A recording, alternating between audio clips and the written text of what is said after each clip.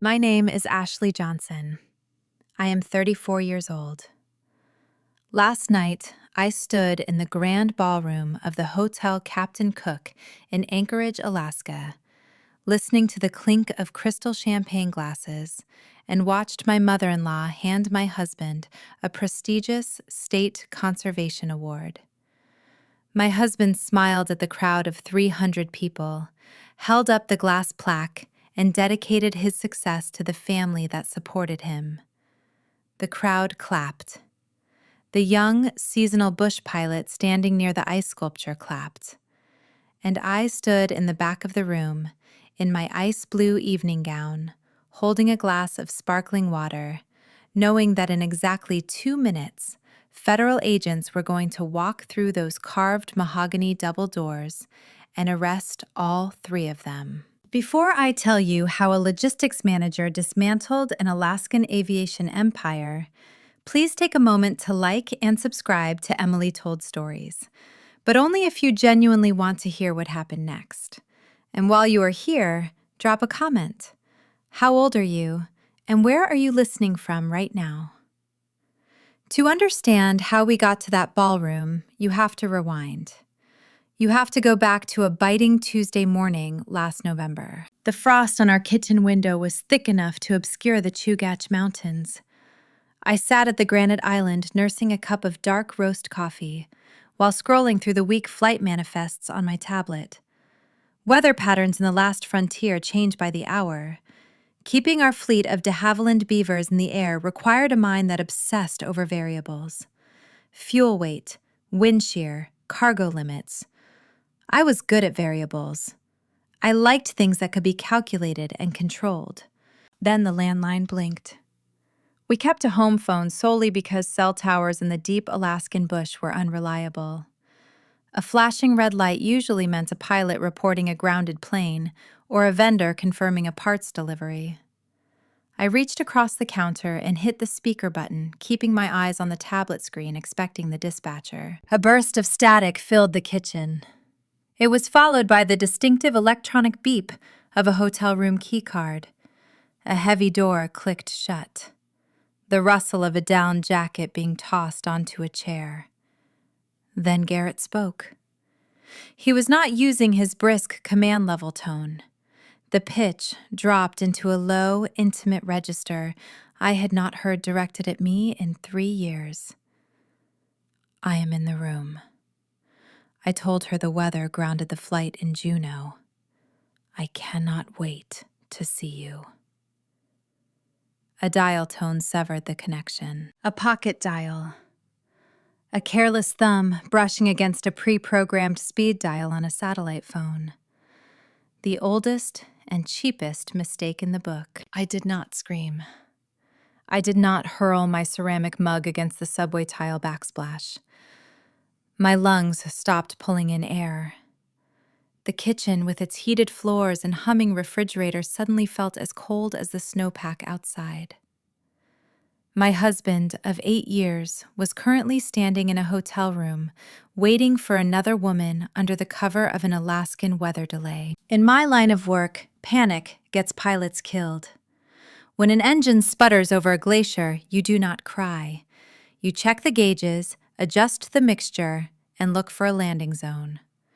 I looked at the blinking red light on the digital base station. The proof was sitting right there, vulnerable to a power surge or an accidental deletion. My fingers moved over the buttons with practiced precision. I pressed the export sequence. I routed the audio file directly to my secure work laptop. I named the file Juneau Weather Report. I encrypted it with a 16-character passcode, dragged a copy onto a portable flash drive, and slipped the drive into the pocket of my fleece vest. The metal of the drive felt heavy against my ribs. I spent the next 6 hours finishing my shift from the kitchen island. I approved flight plans. I ordered de-icing fluid.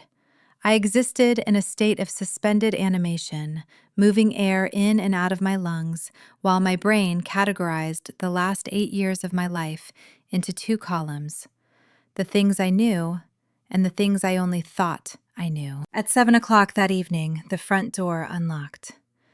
Garrett walked in, stomping snow from his heavy leather boots. He hung his parka on the hook and walked into the kitchen. His skin smelled like cold air and hotel soap. He kissed my cheek. His lips were warm. "Hey," he said, rubbing his hands together. "It is brutal out there." I turned around, leaning my lower back against the counter. I looked at his face.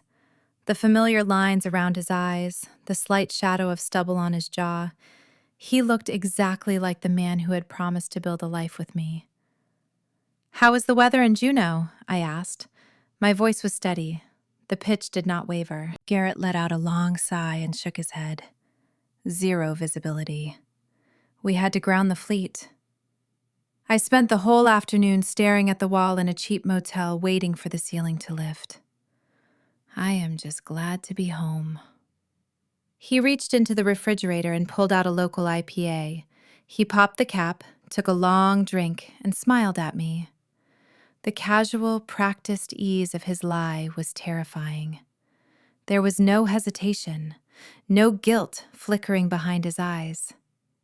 He thought he was looking at a trusting wife. "Dinner is almost ready," I told him. We sat across from each other at the dining table.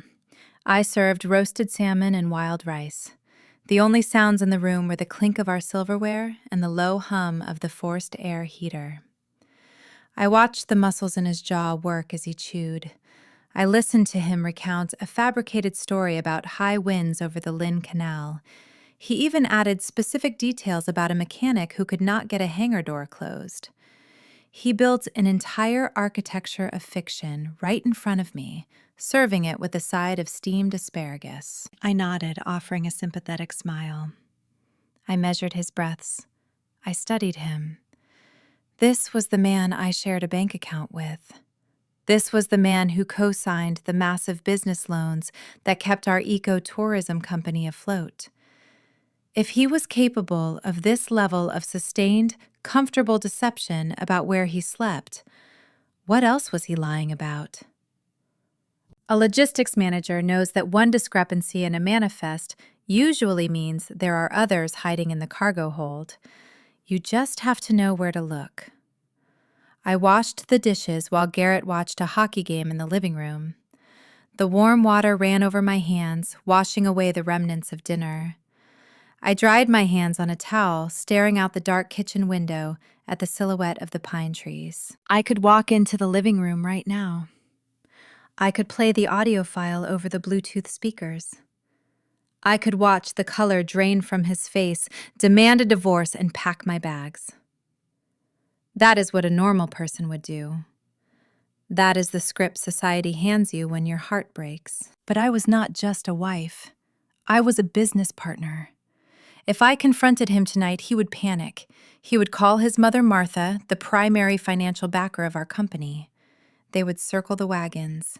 They would lock me out of the company accounts, hire a predatory legal team, and freeze me out of the business I built from the ground up. I would be left standing in the snow with half a savings account and a broken heart. I needed to know exactly what I was up against before I fired the first shot. I needed to know who was standing in the drop zone. Garrett walked into the kitchen during a commercial break, wrapping his arms around my waist from behind.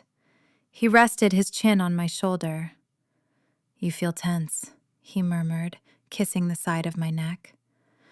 "Just a long day of scheduling," I replied, staring straight ahead at the dark window glass.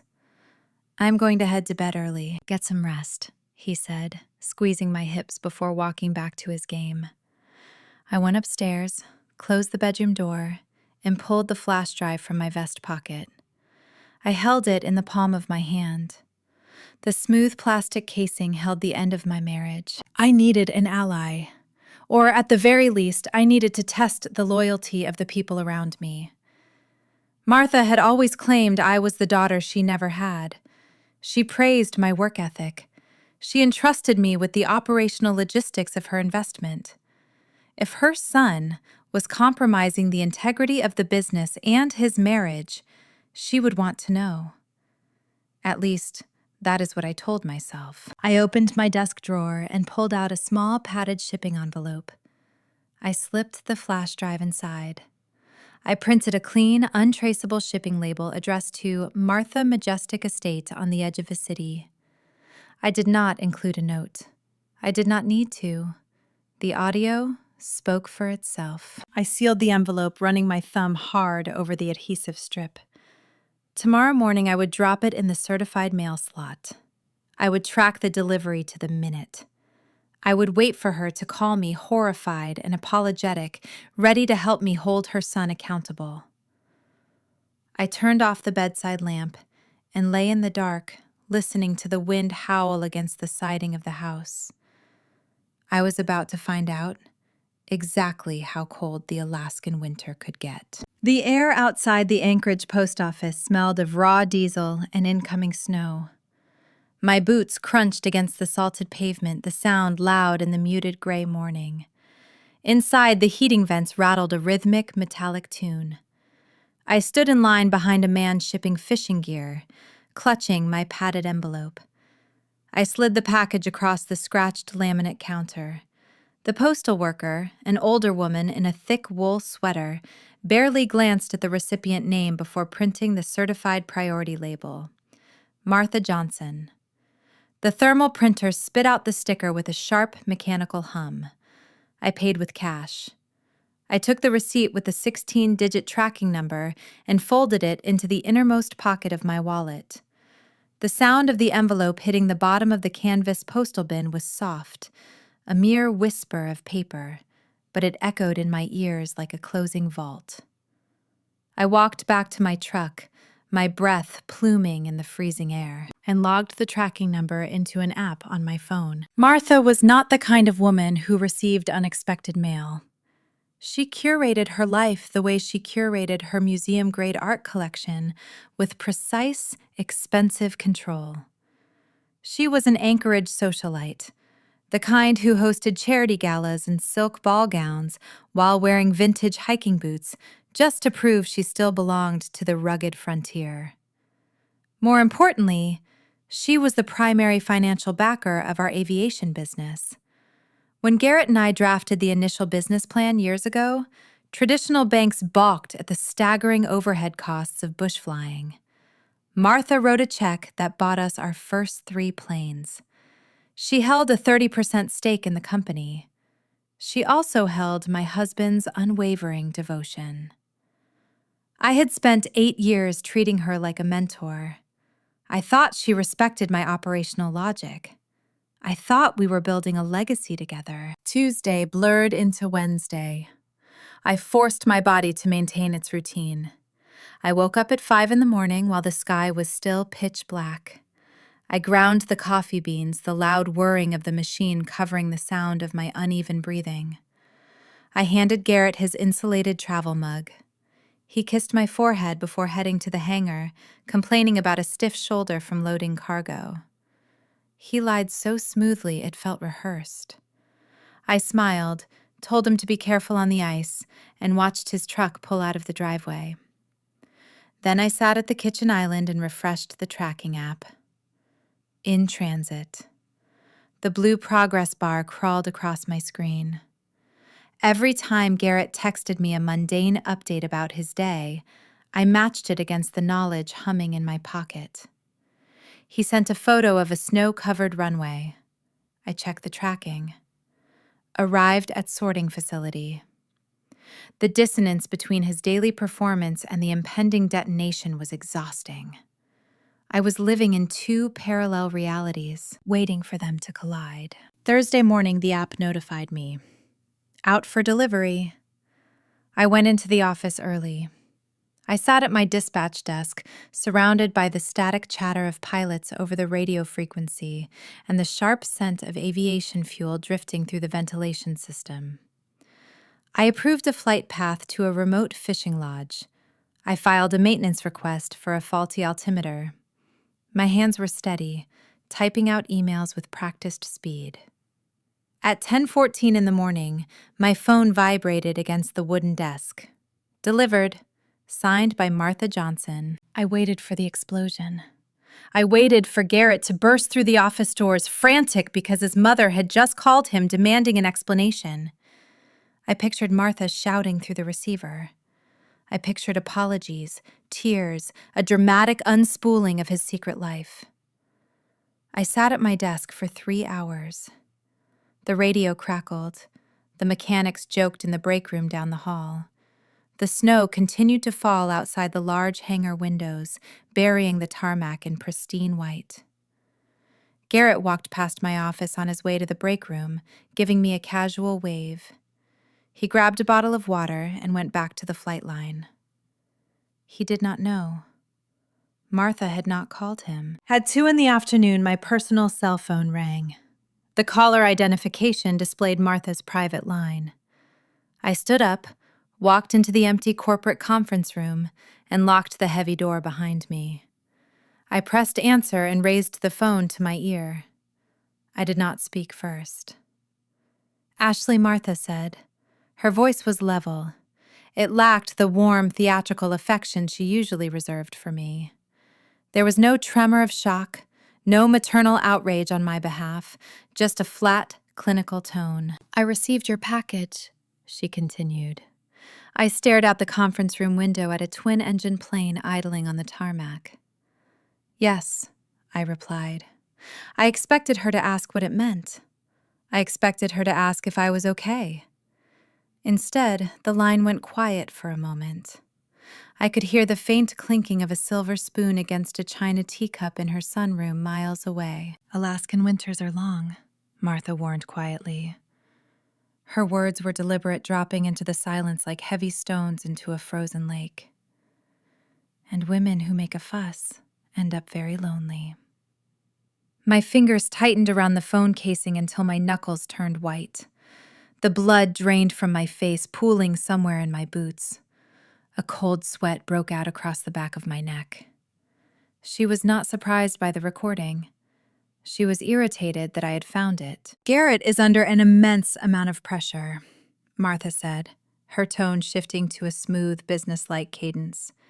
You manage the schedules, Ashley. You know the stress he carries keeping this company profitable. Sometimes men require outlets. It is unfortunate he was careless with his phone. But you are a smart girl. You understand the bigger picture. You knew. I whispered. My throat felt tight, restricted, as if the air in the room had suddenly thinned out. I know what protects my investment, Martha corrected. Her voice sharpened into a blade.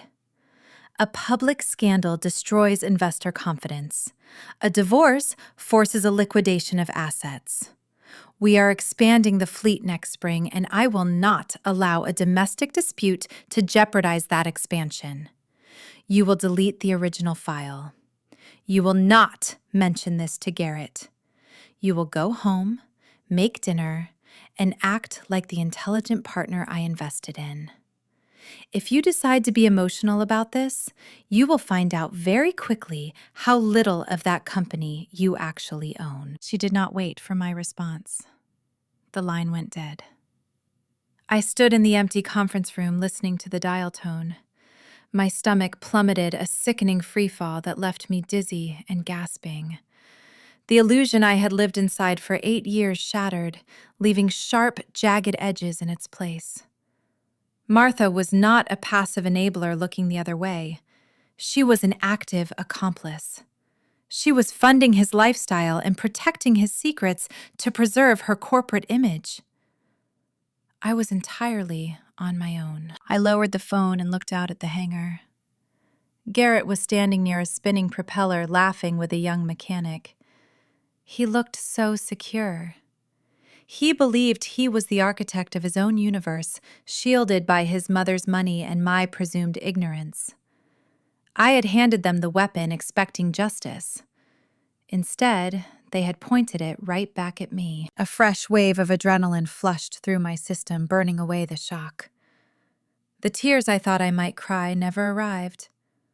I walked back to my desk and sat down in my ergonomic chair. I placed my hands flat on the keyboard. I was a logistics manager. I spent my life mapping out flight paths, calculating fuel burns, and anticipating weather patterns. If Martha wanted to play a strategic game over the company assets, she had just given me the rule book. I opened a new hidden administrative folder on my desktop. I needed to unlearn my instinct to keep the peace. I needed to stop acting like a wounded wife and start thinking like a hostile corporate takeover. To win this, I had to make them look the other way while I dismantled their empire from the inside. And to do that, I needed to hand Garrett a distraction. I needed a decoy. I did not confront Garrett when I returned home that evening. I did not throw his clothes onto the snow-covered lawn or pack a suitcase of my own. Survival in the last frontier demands immediate adaptation. If a grizzly wanders into your camp, you do not scream. You make yourself appear small, uninteresting, and entirely non-threatening, all while quietly reaching for your defense. Martha had drawn the battle lines over a cup of afternoon tea. She held the financial capital, but I held the operational keys to the entire aviation company. To dismantle their structure without getting crushed underneath it, I needed them to look away from me. I needed a decoy. I had to unlearn every instinct I possessed about keeping the peace in my marriage and start playing a strategic offensive game. The next morning, I walked into the main hangar with a clipboard pressed against my chest. The air inside the cavernous metal building was frigid, smelling sharply of grease, hydraulic fluid, and cold steel. Garrett was standing near the wing of a freshly painted aircraft, wiping oil from his hands with a red shop rag. I approached him, forcing my shoulders to tense, mimicking the posture of an overworked, highly stressed wife. I kept my gaze focused on the papers in my hand, refusing to meet his eyes for too long. "We have a problem," I told him, my voice tight with manufactured anxiety. Garrett tossed the rag onto a nearby workbench. He looked at me, a brief flash of panic tightening his jaw. He thought I was going to mention the hotel in Juneau. He thought his world was about to end. "What kind of problem?" he asked cautiously. I tapped my pen against the clipboard. "The fuel logs for the South Sector do not match our reserve tank sensors. We are bleeding Jet A fuel. I think one of the new ramp workers is skimming from the holding tanks during the night shift." I watched the tension evaporate from his body in real time. His shoulders dropped. He exhaled a long, visible breath into the freezing air. His relief was so profound it was almost comical. He thought my late-night hours and my distant mood were simply the result of me micromanaging the inventory. He believed I was oblivious to his betrayal, distracted by missing pennies, while he stole my entire future. "Let me handle it," Garrett said, his voice instantly regaining its usual confident swagger. He reached out and squeezed my arm. "You work too hard, Ash. Stop stressing over the small stuff. I will audit the ramp crew tomorrow." He walked away, pulling his cell phone from his pocket. I knew exactly who he was calling. He was calling his mother to report that the threat had worked. He was telling Martha that I was subdued, distracted by petty theft, and safely tucked back into my role as the compliant logistics manager. Their resulting complacency was my camouflage. At the mandatory Sunday dinner at Martha's sprawling hillside estate, the psychological warfare continued. Martha served roast caribou and poured expensive red wine, treating me with a chilling polite indifference. She offered me the cold shoulder, talking over me, interrupting my sentences, and addressing me more like hired help than a daughter-in-law. She was punishing me for finding her son out, asserting her dominance. I played my part flawlessly. I kept my eyes lowered. I spoke softly. I let them believe they had broken my spirit. But my spirit was not broken. It was weaponized. Tuesday night at 11 o'clock, the corporate offices were deserted. The administrative building sat silent, insulated against the howling winter wind outside. The only light in my office came from the glow of my dual monitors. The suspense of my shadow investigation lived right there in the quiet, rhythmic clicking of my mouse. I bypassed the standard dashboard I used during the day. I had built the company routing software from the ground up, which meant I possessed administrative backdoors Garrett did not even know existed. I accessed the raw, unfiltered data logs. I started with his supposed weather delays. Garrett claimed zero visibility had grounded his flight in Juneau last week. I pulled up the Federal Aviation Weather Archives for that specific date and time. The screen illuminated the truth. Juneau had reported crystal clear skies, 10 miles of visibility, and negligible wind. The weather delay was a fabrication. So where did he go? I could not rely on the company GPS trackers. Garrett was a pilot. He knew how to disable the transponders to drop off the radar, but he could not disable physics. A de Havilland Beaver aircraft burns approximately 25 gallons of fuel an hour. I pulled the refueling invoices from the remote vendors. Garrett had logged 3 hours of flight time for the Juneau route, but the fuel trucks had topped off planes that had flown for nearly 4.5 hours. He was flying further than he claimed. I switched my attention to the financial software. I dug into the corporate expense accounts. The charges did not explicitly list hotel rooms or romantic dinners. Garrett was careful. The expenses were routed through a third-party logistics vendor, categorized as pilot lodging and emergency runway fees. But a fake invoice leaves a digital footprint if you know how to trace the routing numbers. I followed the trail of money through 2 different banking portals. The payments were not going to a vendor in Juneau. They were being deposited into an account registered to a holding company. I traced the physical address attached to that holding company. The coordinates appeared on my screen, bringing up a high-resolution satellite map. The location was a private, unpaved dirt airstrip situated 70 miles north of Anchorage, Talkeetna. It was a picturesque, rugged town, often used as a jumping-off point for tourists heading to Denali. But this specific airstrip was located miles outside the town limits, bordering a sprawling, secluded luxury wilderness lodge. I zoomed in on the satellite imagery. The images were updated weekly. Right there, parked on the edge of the dirt runway, was a familiar white and blue aircraft. It was one of our company planes. Garrett was not just using his work trips to visit a mistress in a cheap motel. He was diverting our expensive corporate assets to a private location. He was burning thousands of dollars in aviation fuel, falsifying flight manifests, and using company funds to pay for a luxury hideaway. I sat back in my chair. The silence of the empty office pressed against my ears. The betrayal was no longer just a matter of a broken vow. It was a calculated, ongoing theft. Every time he flew to Talkeetna, he was putting my name at risk. I was a legal co-signer on the business loans.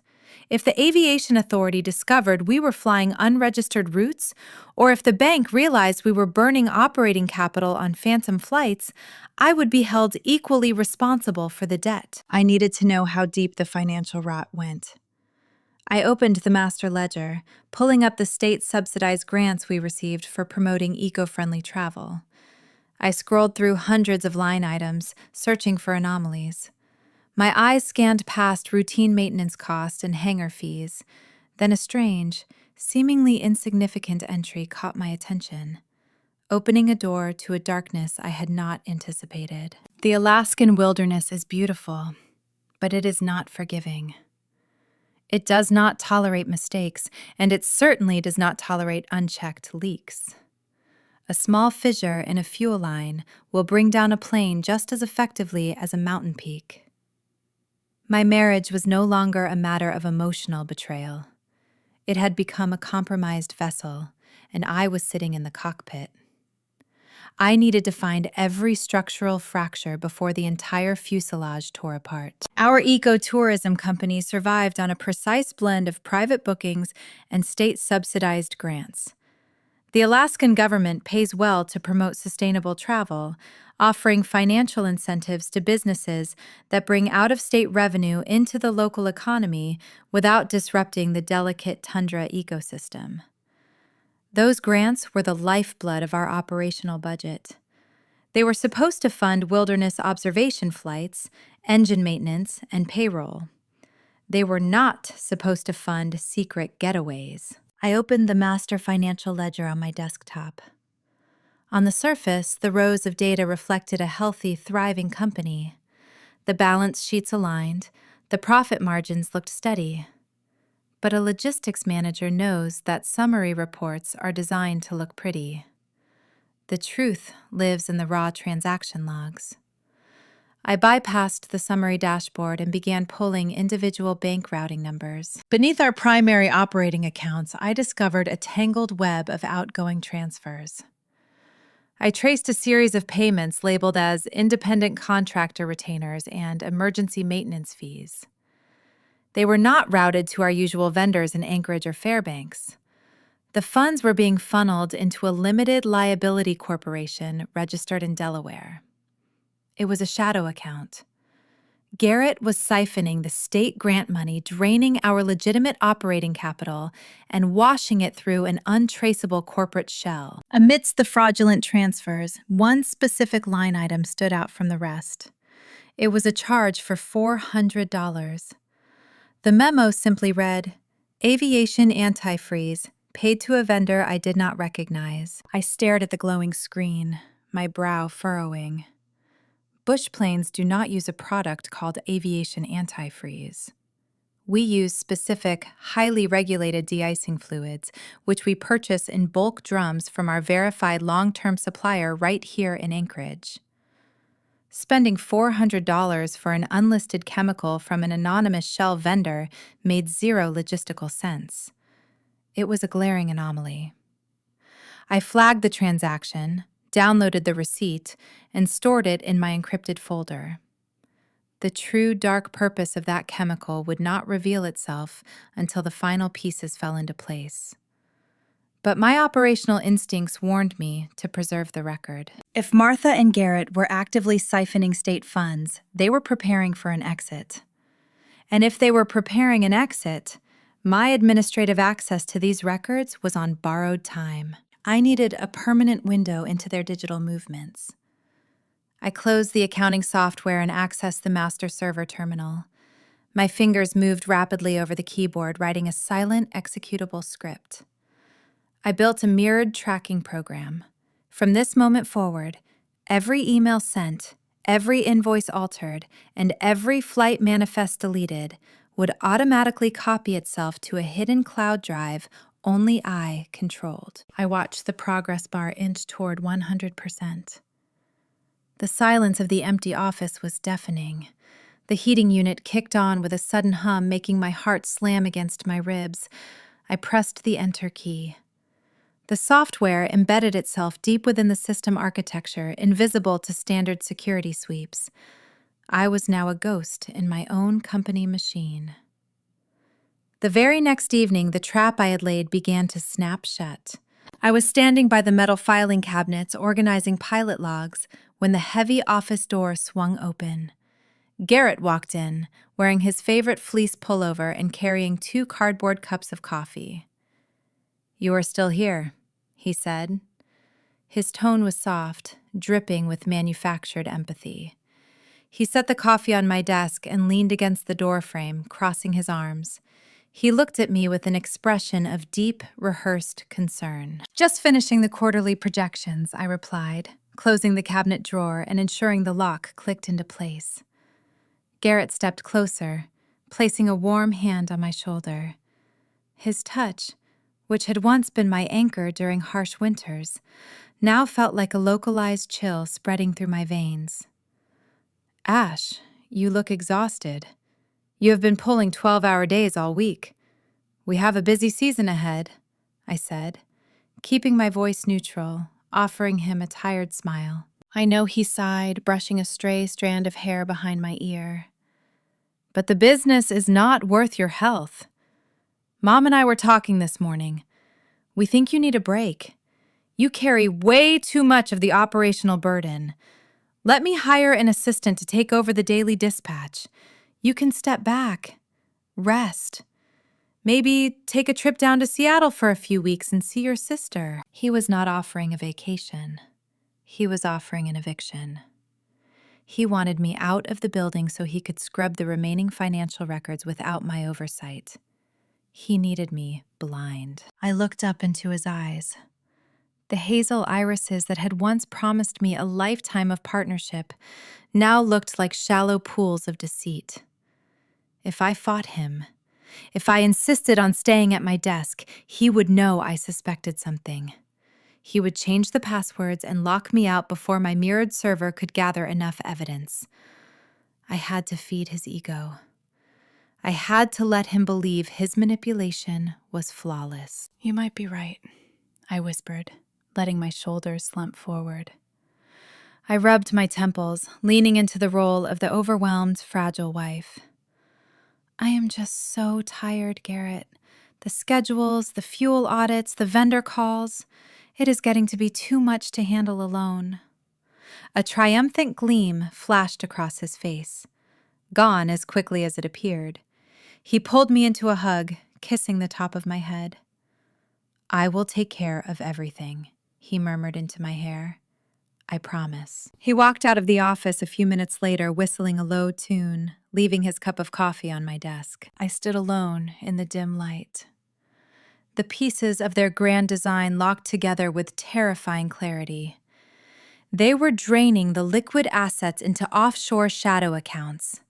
They were going to bleed the aviation company dry, staging a slow, inevitable financial collapse. When the creditors came calling, when the state demanded audits on the missing grant money, and when the bank demanded repayment for the planes, Martha would declare her investment a loss. Garrett would walk away clean, his pockets lined with stolen cash. And I, the operational manager and legally bound co-signer on the corporate loans, would be left holding a mountain of debt. They were going to bankrupt the business, trigger a financial avalanche, and let the wreckage crush me. I walked back to my desk and took a sip of the coffee he brought me. It was bitter. I had uncovered the financial motive. I had the digital tracking firmly in place, but a crucial piece of the puzzle remained missing.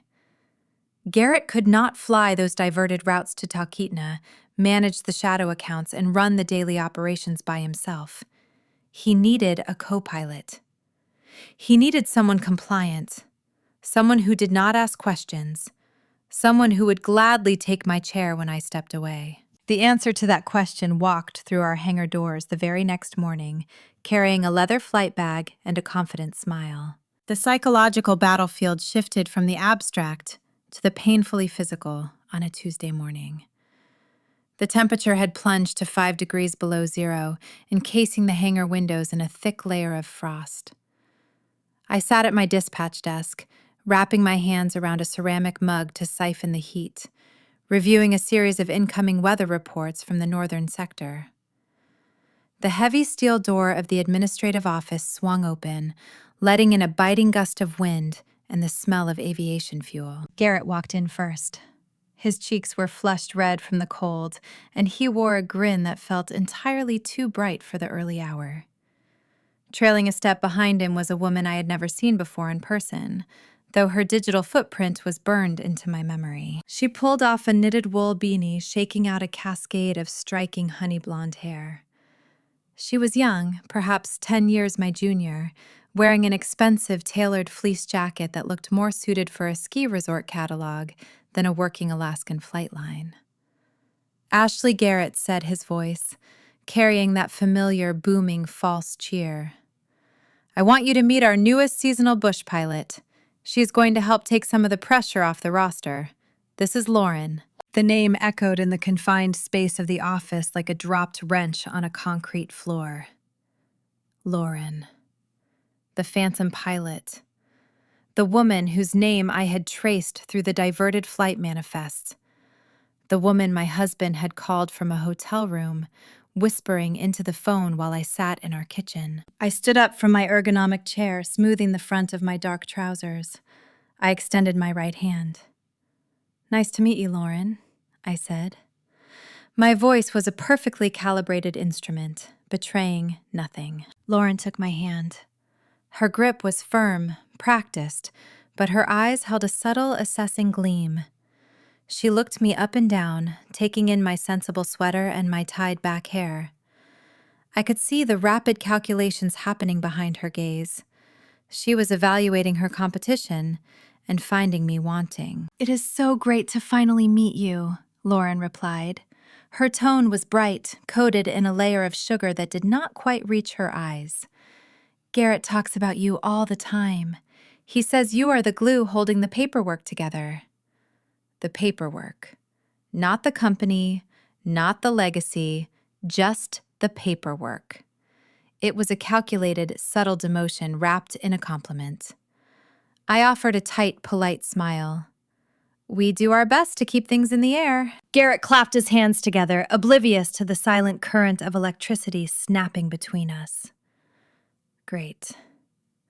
Since I am heading out to the maintenance bay, I figured you could run Lauren through the dispatch software this morning. Show her the routing protocols. It will save us time later." Before I could formulate an excuse, Garrett turned on his heel and walked out, leaving me alone in the room with the woman actively participating in the theft of my life. I gestured to the rolling chair beside my desk. "Have a seat." As Lauren settled in next to me, a wave of her perfume drifted across the narrow space. It was a sharp, expensive floral scent, entirely out of place in a rugged aviation office. The proximity was suffocating. Our shoulders were mere inches apart. The dramatic irony hung thick and heavy in the sterile air of the room.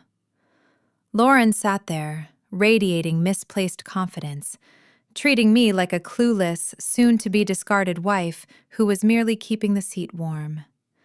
She had no idea she was sitting next to the architect of her impending ruin. As I opened the logistics software, the grooming process Martha had orchestrated became glaringly obvious. Lauren was a licensed pilot, yes, but as I asked her basic questions about payload distributions and fuel burn rates, she hesitated. She fumbled the answers. She did not possess the rigorous, obsessive logistical mind required to run an entire ecotourism fleet. Martha did not select Lauren for her operational brilliance. She selected her for her malleability. If Garrett divorced me and installed Lauren as his new partner, Lauren would happily wear the title of manager. She would smile for the promotional brochures and pose next to the float planes. But behind the scenes, Lauren would have zero capacity to audit the books. Martha would gain total, unchecked control over the finances and the shadow accounts. Lauren was not a logistical mastermind. She was a compliant, beautiful puppet designed to nod along while Martha pulled the strings. I guided Lauren through the digital dashboard, explaining how we logged pilot hours and assigned specific aircraft to our eco-tour routes.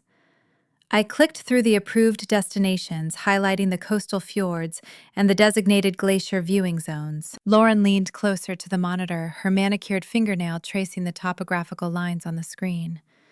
She seemed bored by the standard tourist routes. She wanted to demonstrate her insider knowledge, eager to prove she belonged in the inner circle. "The interface is pretty straightforward," Lauren said, waving her hand dismissively. "But what code do we use for the Talkeetna Lodge runs?" The air in the office instantly froze. The steady hum of the computer tower beneath my desk suddenly sounded deafening. My hands remained resting on the keyboard. I did not tense my shoulders. I did not snap my head to look at her. I kept my breathing slow, shallow, and rhythmic. Our company did not service Talkeetna.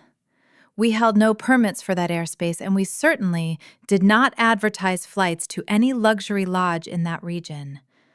The only reason a pilot would know about those routes was if they were flying the ghost manifests I had discovered in the Shadow Ledger. I turned my head slowly, meeting her gaze with an expression of mild, professional confusion. "Talkeetna?" I asked, tilting my head slightly. "We do not run any official commercial routes up that way. The state grants do not cover that sector." Did Garrett mention something about a future expansion? Lauren blinked. The easy, arrogant posture vanished. A flash of genuine panic widened her eyes. She realized, a second too late, that she had referenced a piece of the puzzle I was never supposed to see. She had brought the secret into the daylight. "Oh," she stammered, pulling her hand back from the screen and shifting awkwardly in her chair. "Yes, an expansion. Garrett might have brought it up in passing, just brainstorming new territories for next season. I must have gotten my wires crossed." I let the silence stretch for 3 agonizing seconds. I let her sit in the discomfort, feeling the cold sweat of her own mistake. I watched her swallow hard, her throat working as she tried to maintain her composed facade. "That makes sense," I finally replied, my voice smooth and reassuring. "Garrett is always looking for new revenue streams. If we open a Talkeetna route, I will be sure to build a new code for it in the system." I turned my attention back to the monitor, clicking the mouse to close the routing window. I did not press her further. I did not demand an explanation. I compartmentalized the burning, acidic rage rising in my chest, locking it away in an impenetrable mental vault. Lauren exhaled a shaky breath, clearly believing she had dodged a bullet. She thought my ignorance had protected her. She thought I was too naive to connect the dots. As soon as the training session concluded and Lauren left the office to shadow the ramp crew, I opened my encrypted server.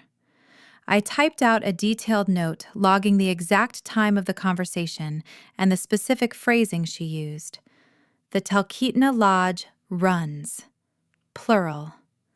It was an established routine, not a one-off trip. She had just handed me a golden thread, and I was going to pull it until the entire sweater unraveled. Their arrogance was making them careless. They were moving pieces on the board without realizing I had already memorized their strategy. But surviving the daily torment of the office was merely the opening skirmish. Martha was not content to let the tension simmer. She demanded progression. She wanted to force the issue, placing us all in a confined space to accelerate my breaking point. Later that afternoon, a calendar notification popped up on my screen. It was an invitation sent from Martha, private assistant. A mandatory extended family weekend at the company wilderness cabin for the Thanksgiving holiday. The guest list included Martha, Garrett, myself, and a few select staff members. Right at the top of the staff list was Lauren. They were bringing the mistress into the family circle, forcing me to break bread with the woman dismantling my life. They wanted to test my resilience in an isolated environment.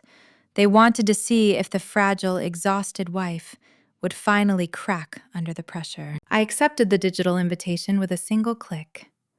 I packed up my briefcase, zipped my heavy coat against the impending chill, and prepared to walk into the wilderness. The Alaskan winter was about to unleash a storm, and I was ready to use the ice to my advantage. The invitation to the company wilderness cabin was framed as a generous holiday retreat, but I understood it was a tactical maneuver. Martha demanded that the core management team, along with our newest pilot, spend the Thanksgiving weekend at the remote property near Lake Clark. She presented the trip as a team-building exercise before the grueling winter freight season began. In reality, it was a psychological pressure cooker designed to break my composure. We flew out on a Wednesday morning in a pristine de Havilland Otter equipped with skis. The sky was a bruised, heavy purple, signaling an incoming front. By the time we landed on the frozen surface of the lake and unloaded our supplies, the wind had already begun to howl through the spruce trees. Within hours, a severe Alaskan blizzard swallowed the landscape. Whiteout conditions grounded every aircraft in the region. The temperature plummeted, and the snow piled in heavy drifts against the cedar siding of the lodge. We were trapped. The cabin was expansive, boasting high vaulted ceilings and a towering riverstone fireplace, yet it felt smaller with every passing hour. The walls seemed to press inward, shrinking the breathable air. The isolation was stifling. There was no cell service, no internet connection to the outside world, and no way to leave. I shared a bedroom with Garrett on the second floor. Lauren was assigned a guest room just down the hall. Martha claimed the master suite on the ground level, positioning herself as the gatekeeper of the house. From the moment the storm sealed us inside, the unspoken dynamics became unbearable. Garrett and Lauren tried to mask their connection, but their efforts were clumsy. I watched them from the periphery of the living room while I pretended to read a paperback novel. They communicated through stolen glances when they thought no one was looking. They synchronized their trips to the kitchen for coffee. A subtle shift in Garrett's posture occurred whenever Lauren entered the room. His chest puffed out slightly. His voice deepened.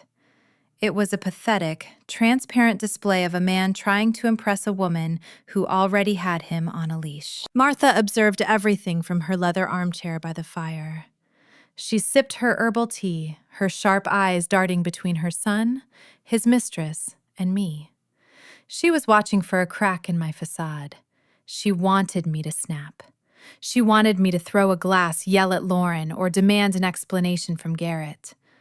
A breakdown would give Martha the perfect justification to tell the company board that I was unstable and unfit for my operational duties. I refused to give her the satisfaction. Instead, I used the claustrophobia to my advantage. If they wanted to play a psychological game in a locked cage, I was more than willing to participate. Thanksgiving dinner was a masterpiece of tension. The heavy oak table was laden with roasted turkey, root vegetables, and wild berry tart. The generator hummed steadily in the background, fighting a losing battle against the roaring wind outside. I sat across from Lauren. Garrett sat to my left. Martha presided at the head of the table. Lauren raised her wine glass, offering a toast to new beginnings and successful flight seasons. Her smile was radiant, polished, and directed primarily at my husband. Garrett beamed back at her, raising his own glass in agreement. I took a slow sip of my water, placing the crystal goblet back onto the linen tablecloth. The ambient noise of the storm battered the reinforced windows, creating a localized roar that made the silence inside the dining room feel deafening. I heard the State Tourism Board is hosting their annual planning committee in Juneau next month, I said, keeping my tone conversational and light. I was looking at the venue options. They booked the Glacier View Resort. The sound of silverware clinking against china ceased immediately. I reached for the serving spoon resting in the bowl of mashed potatoes. It looks like a beautiful property, I continued, scooping a small portion onto my plate. Have you ever stayed there, Garrett? Garrett dropped his fork. The heavy silver utensil hit the edge of his porcelain plate with a sharp crack, tumbling onto the table. The color drained from his face, leaving his skin an ashen, sickly gray. His eyes darted toward Lauren, wide and panicked, before snapping back to me. The Glacier View Resort was the exact hotel name he had mentioned in the accidental voicemail. It was the location of his fictitious weather delay. He opened his mouth to speak, but his throat seized. He swallowed hard, struggling to find the breath to formulate a lie. Lauren shifted uncomfortably in her chair, sensing the sudden freezing drop in the room temperature, though she lacked the context to understand why her lover was suffocating. Martha intervened with surgical precision. The state board wastes too much money on luxury venues, she stated coldly, her gaze fixed on me like a sniper evaluating a target. We should focus our conversation on the new maintenance schedule for the Cessna fleet. Garrett, have you reviewed the engine logs I left on your desk? Garrett cleared his throat, nodding rapidly, eager to seize the lifeline his mother had thrown him. Yes, I looked them over this morning. Everything is up to date. The conversation pivoted safely away from the precipice, but the damage was done. The seed of paranoia was planted. Garrett spent the rest of the meal staring at his plate, his appetite ruined, wondering if my comment was a coincidence or a calculated strike. Martha gripped her wine glass so tightly her knuckles blanched. I took another bite of my dinner, chewing slowly, savoring the taste of their discomfort. The psychological trap was satisfying, but it was merely a distraction. The real objective awaited me in the dark. By 2 a.m, the cabin was submerged in a heavy, restless quiet. The blizzard raged on, burying the ground floor windows in snowdrifts. I lay motionless in the large bed, listening to the rhythmic, deep breathing of my husband beside me. I waited another 30 minutes to ensure he was in a deep sleep cycle. I slipped out from beneath the heavy down comforter. The hardwood floor was freezing against my bare feet. I moved with agonizing slowness, avoiding the loose floorboard near the door frame that I had memorized earlier that afternoon. I stepped into the hallway. The embers in the downstairs fireplace cast a faint, flickering orange glow up the wooden staircase. Garrett utilized a small, converted bedroom at the end of the hall as his private study during our trips to the lodge. The door was unlocked. I slipped inside and closed it silently behind me. The room was pitch black. I navigated by memory, finding his heavy desk against the far wall. His laptop sat closed on the leather blotter. I opened the lid. The screen flared to life, casting a harsh, pale blue light across my face. The login screen demanded a password. Months ago, when I first suspected the financial irregularities, I had gifted Garrett a new wireless charging pad for his desk in Anchorage. While setting it up for him, I had discreetly installed a hidden keylogger and a network backdoor on his machine. That foresight was about to pay off. I retrieved a small encrypted USB drive from the pocket of my pajama pants. I inserted it into the side port of the laptop. I typed a specific sequence of keystrokes, bypassing the standard operating system login and launching the root access terminal. The screen blinked, bypassing the password prompt, and deposited me directly onto his desktop. I did not have much time. If Garrett woke up and reached across the empty bed, the confrontation would be disastrous. I needed hard, undeniable proof of their corporate strategy. I opened his local email client and navigated to the hidden archived folders. There, buried under layers of mundane vendor correspondence, was a folder labeled simply with the letter L. I opened the folder and found a cache of encrypted emails spanning the last 6 months. The senders were Martha Garrett and a private, unregistered email address that clearly belonged to Lauren. I initiated a bulk download, copying the entire archive directly to my flash drive, watching the progress bar fill with agonizing slowness. While the files transferred, I opened the most recent thread, dated just 2 weeks prior. The subject line read, Operational Transition. The sender was Martha. The recipient was Garrett. The text on the screen illuminated a conspiracy far darker than a simple workplace affair. Martha had outlined a rigorous, step-by-step timeline for my systematic removal from the company. She detailed a plan to gradually strip my administrative access, citing fabricated performance issues. She explicitly instructed Garrett to hire Lauren not as a pilot, but as a placeholder. The emails proved that Lauren recruitment was a coordinated, premeditated strike against my livelihood. Lauren was instructed to shadow my every move, learn the basic dispatch protocols, and prepare to take my desk by the end of the fiscal year. I kept reading, my eyes scanning the chilling bureaucratic language they used to discuss the destruction of my life. Garrett replied to his mother, agreeing to the timeline and noting that Lauren was eager to finalize the transition. They were discussing me as if I were a piece of faulty machinery scheduled for the scrapyard. The progress bar hit 100%. The files were safely copied to my drive. I ejected the USB, closed the laptop lid, and plunged the study back into darkness. I stood in the cold room, clutching the small piece of plastic in my palm. The betrayal was total. They had engineered a hostile takeover of my marriage and my career, plotting it over morning coffees and shared flights. They thought I was a naive liability they could quietly erase from the ledger. As I turned toward the door to leave, a secondary thought struck me. An email subject line I had skimmed past during the download flashed in my memory. It had mentioned a secondary asset and a notarized signature. I needed to analyze those documents the moment we returned to civilization. The blizzard outside roared against the timber walls, a fierce and unforgiving storm, but it paled in comparison to the cold, calculating fury settling deep within my chest. I slipped back into the hallway, a ghost in their house, carrying the blueprint to their ruin. The flight back to Anchorage was silent. The kind of silence that settles after a storm has stripped the landscape bare. I sat beside Garrett in the cabin of the Otter, staring out the window at the frozen expanse of the Matanuska Susitna Valley.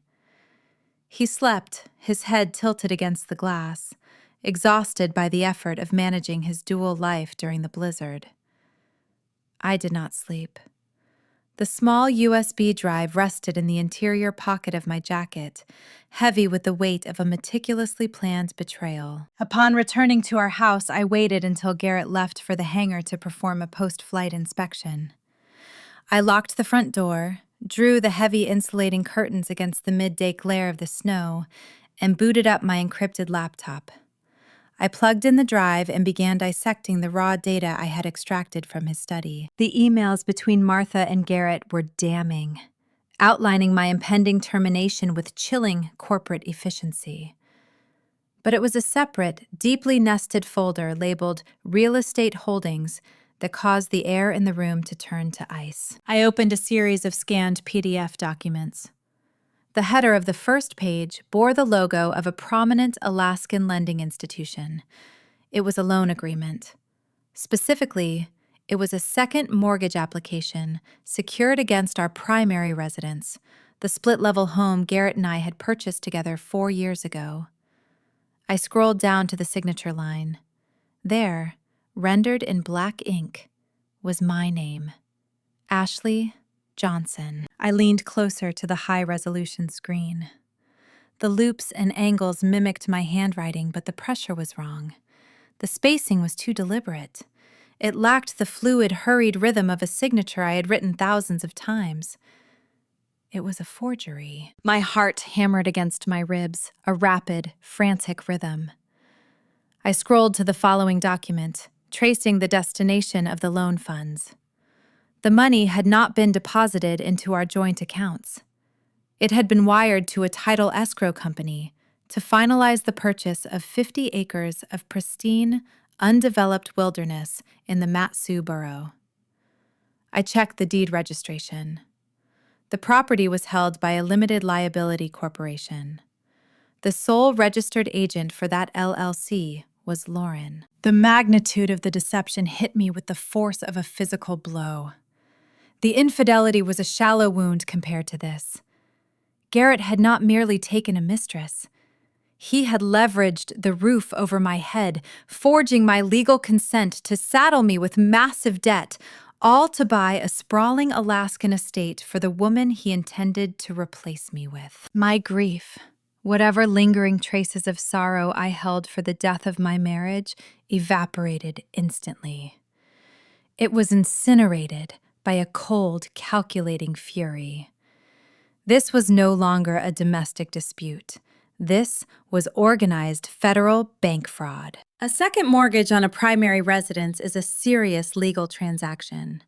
It requires stringent verification. A bank does not simply accept a signature on a piece of paper. The document must be executed in the presence of a licensed notary public who verifies the identity of the signatories. I enlarged the final page of the loan agreement, focusing on the notary seal pressed into the bottom corner. The stamp bore the name Beatrice Kensington. The name triggered an immediate association. Beatrice Kensington was not a random bank employee. She was a fixture in Anchorage high society, a wealthy widow who served on the board of directors for the local symphony orchestra. More importantly, She was a founding member of the elite social club that Martha practically ruled. The conspiracy deepened, revealing a network of complicity that extended far beyond my husband and his mother. Martha had used her social influence to secure a corrupt notary, someone willing to stamp a fraudulent document without requiring my physical presence or identification. They had weaponized their elite status, believing their wealth insulated them from the consequences of the law. They thought I was a naive, easily manipulated logistics manager. They were about to discover what happens when you hand a logistics manager a loaded weapon. I did not confront Garrett when he returned home. I did not demand an explanation or threaten to call the police. That would only give them the opportunity to destroy the original documents or bribe the notary to flee. I needed to build an airtight, indisputable case before I ever stepped into a courtroom. The next morning, I utilized a secure, encrypted email service to contact a highly regarded forensic document examiner based in Seattle, Washington. I bypassed local experts, knowing Martha's social reach might contaminate a local investigation. I sent the examiner high-resolution scans of the forged mortgage documents, along with 50 samples of my genuine signature, pulled from historical company contracts and personal checks. I requested a full, legally binding comparative analysis. While the examiner in Seattle began dissecting the forgery, I needed to secure my own financial perimeter. If the bank discovered the fraud and recalled the loan, or if Martha initiated her hostile takeover of the aviation company, my personal assets could be seized in the ensuing legal battle. I arranged a clandestine meeting with an attorney named Elias Vance. Elias did not advertise on billboards or park benches. He operated out of a nondescript office building in downtown Anchorage, and his reputation was built on ruthless, surgical asset recovery. He was the lawyer you hired when you needed to dismantle an opponent completely. I sat across from Elias, a man with sharp eyes and a demeanor as cold as the Alaskan winter. I laid out the flash drive, the printed emails, and the forged mortgage documents. I explained the shadow accounts, the diverted flights, and the corrupt notary. Elias reviewed the documents in silence, his expression unreadable. When he finally looked up, a grim smile touched the corners of his mouth. "Your mother-in-law and your husband have handed you the keys to their destruction," he said smoothly. "But if you strike now, they will claim the forgery was a clerical error and attempt to settle. To truly bury them, we must let them continue to dig their own graves." Under Elias' precise guidance, I began the process of financial ghosting. I opened a private, untraceable trust registered in a jurisdiction outside of Martha's immediate influence. I slowly, methodically, began transferring my personal savings, inherited bonds, and liquid assets into the trust. I moved small, irregular amounts, ensuring the transfers did not trigger automated banking alerts that Garrett might notice. I became an actress in my own life. I woke up every morning, poured my husband coffee, and kissed him goodbye. I went to the office and smiled at Lauren as she fumbled through dispatch training. I attended Sunday dinners with Martha, complimenting her roast and ignoring her subtle, cutting remarks. I played the role of the submissive, exhausted wife perfectly, providing them with a false sense of absolute security. They believed their plan was executing flawlessly. They thought they were slowly pushing me toward the edge of a cliff. They did not realize I was already standing at the bottom, building a legal guillotine and waiting for them to jump. But Martha was impatient. She was not content to let the plan unfold organically. Sensing a subtle shift in my energy, perhaps, a dangerous stillness she could not quite identify, she decided to accelerate the timeline. She decided it was time to destroy my reputation before I could ever think to defend myself. The problem with playing a part too well is that eventually the audience begins to write the script for you. Garrett and Martha, sensing a shift in my operational cadence, decided it was time to isolate their target. They could not risk me finding an ally within our social circle, someone who might question their narrative if I ever decided to speak up. Anchorage is a sprawling city by geographical standards, but the aviation community operates like a small, insulated village. Everyone knows everyone else's flight hours, maintenance issues, and marital problems. Reputation is currency in the last frontier, and Martha possessed a vast, deeply entrenched treasury of it. She decided to spend a significant portion of that capital to bankrupt my credibility. The smear campaign began with subtle, insidious whispers. It did not start with a grand public declaration. It started at the country club over glasses of Pinot Noir. Martha would lower her voice, leaning across linen tablecloths to confide in her wealthy peers. She would sigh, touching her chest with a manicured hand, and express deep maternal concern for her daughter-in-law. She told them I was struggling. She used clinical sympathetic terms: severe paranoia, winter depression. She suggested that the long, dark Alaskan months had finally broken my spirit. She painted a picture of a woman unraveling at the seams, unable to handle the stress of the corporate logistics and increasingly suspicious of the people trying to help her. Garrett reinforced the narrative on the tarmac. While refueling planes or chatting with local vendors, he would rub the back of his neck, adopting the posture of a weary, dedicated husband. He told our suppliers that I was taking a step back, that my mental health was becoming a liability to the daily operations. He framed Lauren's arrival not as a replacement, but as a necessary intervention to save the business from my erratic behavior. The isolation was swift and suffocating. People I had known for 8 years, people I had shared holiday dinners with, suddenly stopped returning my calls. The wives of our chief pilots began crossing the street when they saw me at the local grocery store. When I did manage to trap someone in an aisle, I was met with tight, pitying smiles and overly gentle inquiries about my well-being. "How are you holding up, Ashley?"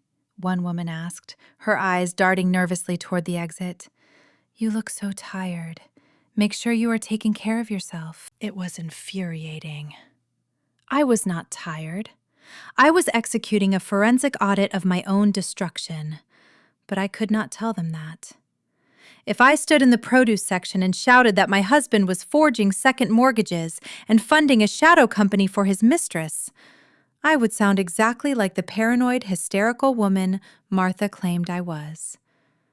They had constructed a trap where any attempt to defend myself only proved their diagnosis. I experienced the profound, crushing weight of being smeared by people possessing immense social capital. Martha and Garrett controlled the microphone, and they were broadcasting my supposed mental decline on every available frequency. But Elias, my asset recovery attorney, had warned me about this exact tactic. A coordinated smear campaign is a standard maneuver in high-stakes corporate divorces. It is designed to panic the victim, forcing them to react emotionally, make mistakes, and alienate whatever remaining support system they possess. I refused to panic. If they wanted to write a tragedy about my mental collapse, I was going to deliver an award-winning performance. I leaned into their narrative. I began arriving at the office wearing minimal makeup, my hair pulled back in a messy knot. I intentionally misplaced minor, inconsequential files on my desk. During staff meetings, I would let my gaze drift toward the window, offering vague, distracted responses when Garrett asked me direct questions. I was giving my husband a false sense of absolute invincibility. He watched me stumble through the workday, convinced his manipulation was entirely successful. He believed he had broken my will, leaving me too fragile to notice the massive, fraudulent transactions occurring right beneath my nose. His arrogance made him sloppy.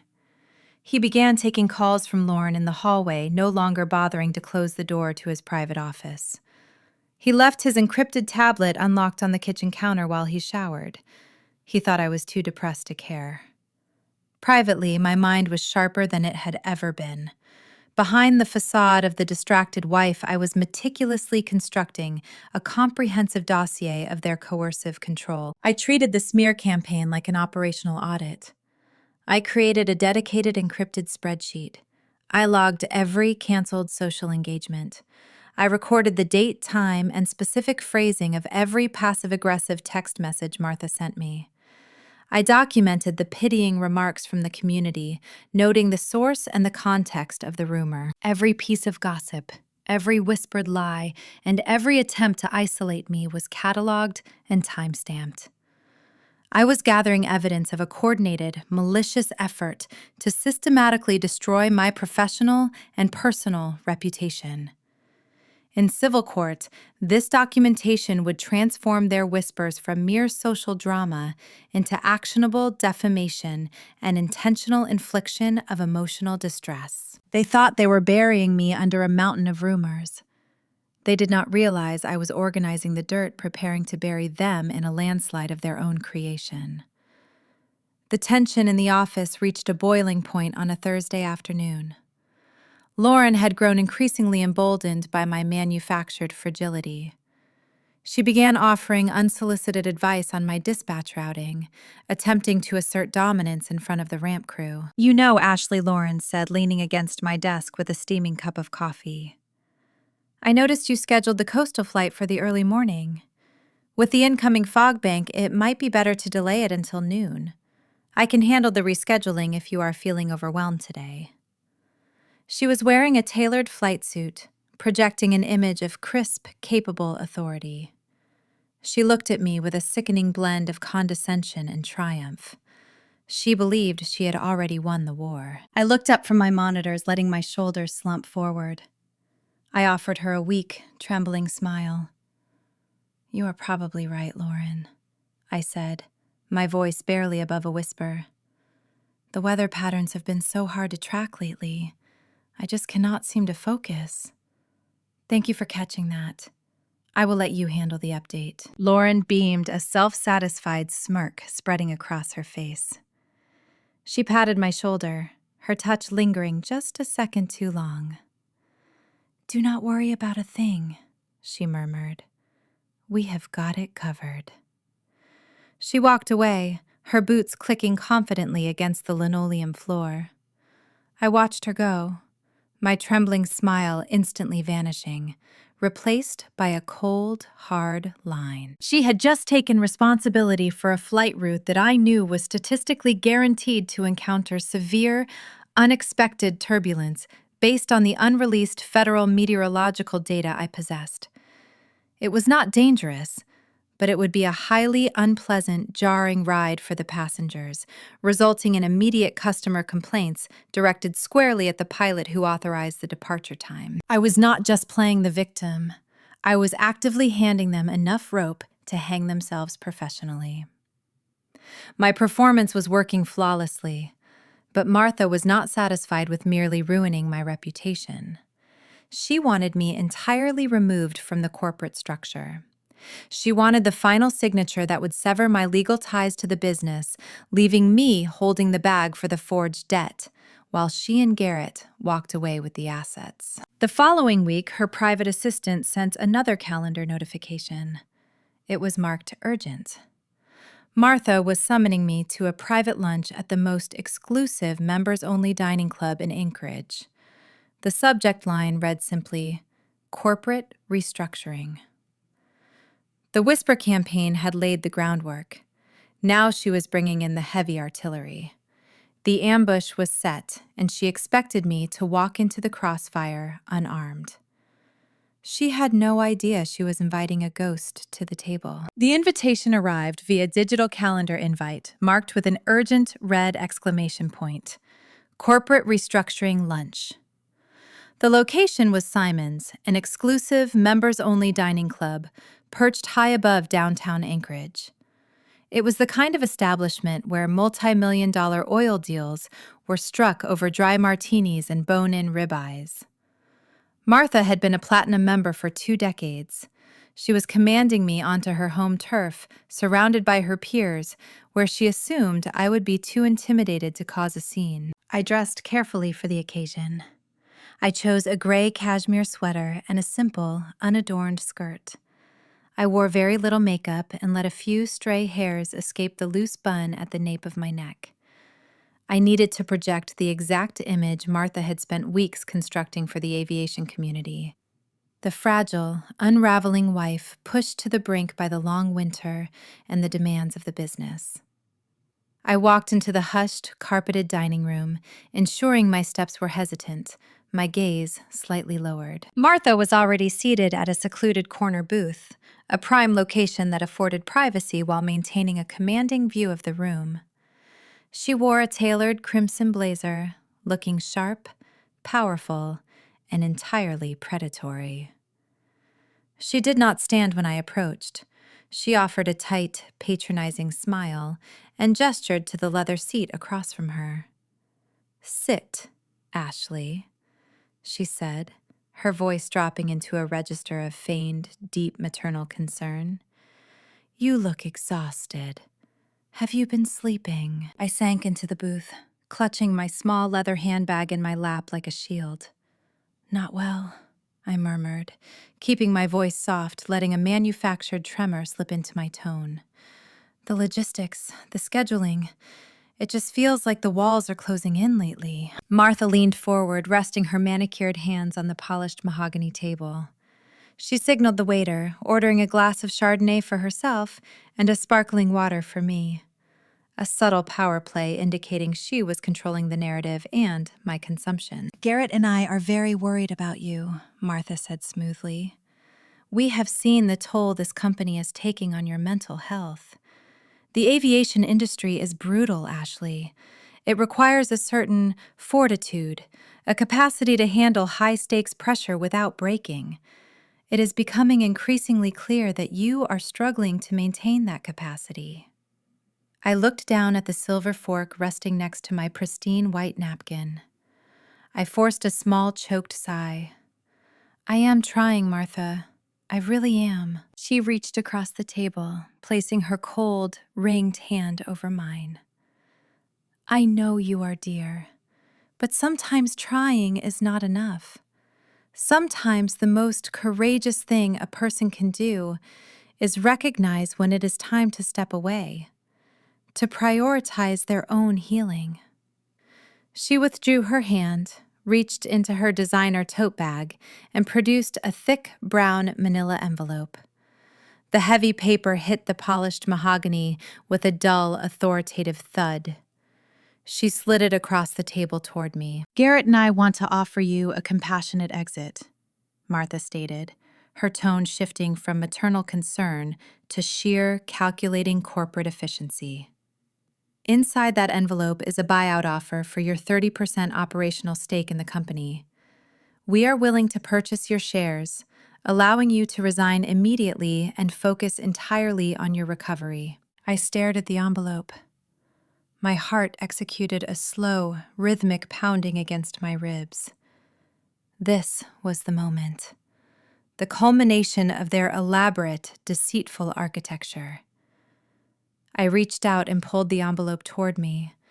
My hands shook a tremor I did not entirely have to fake.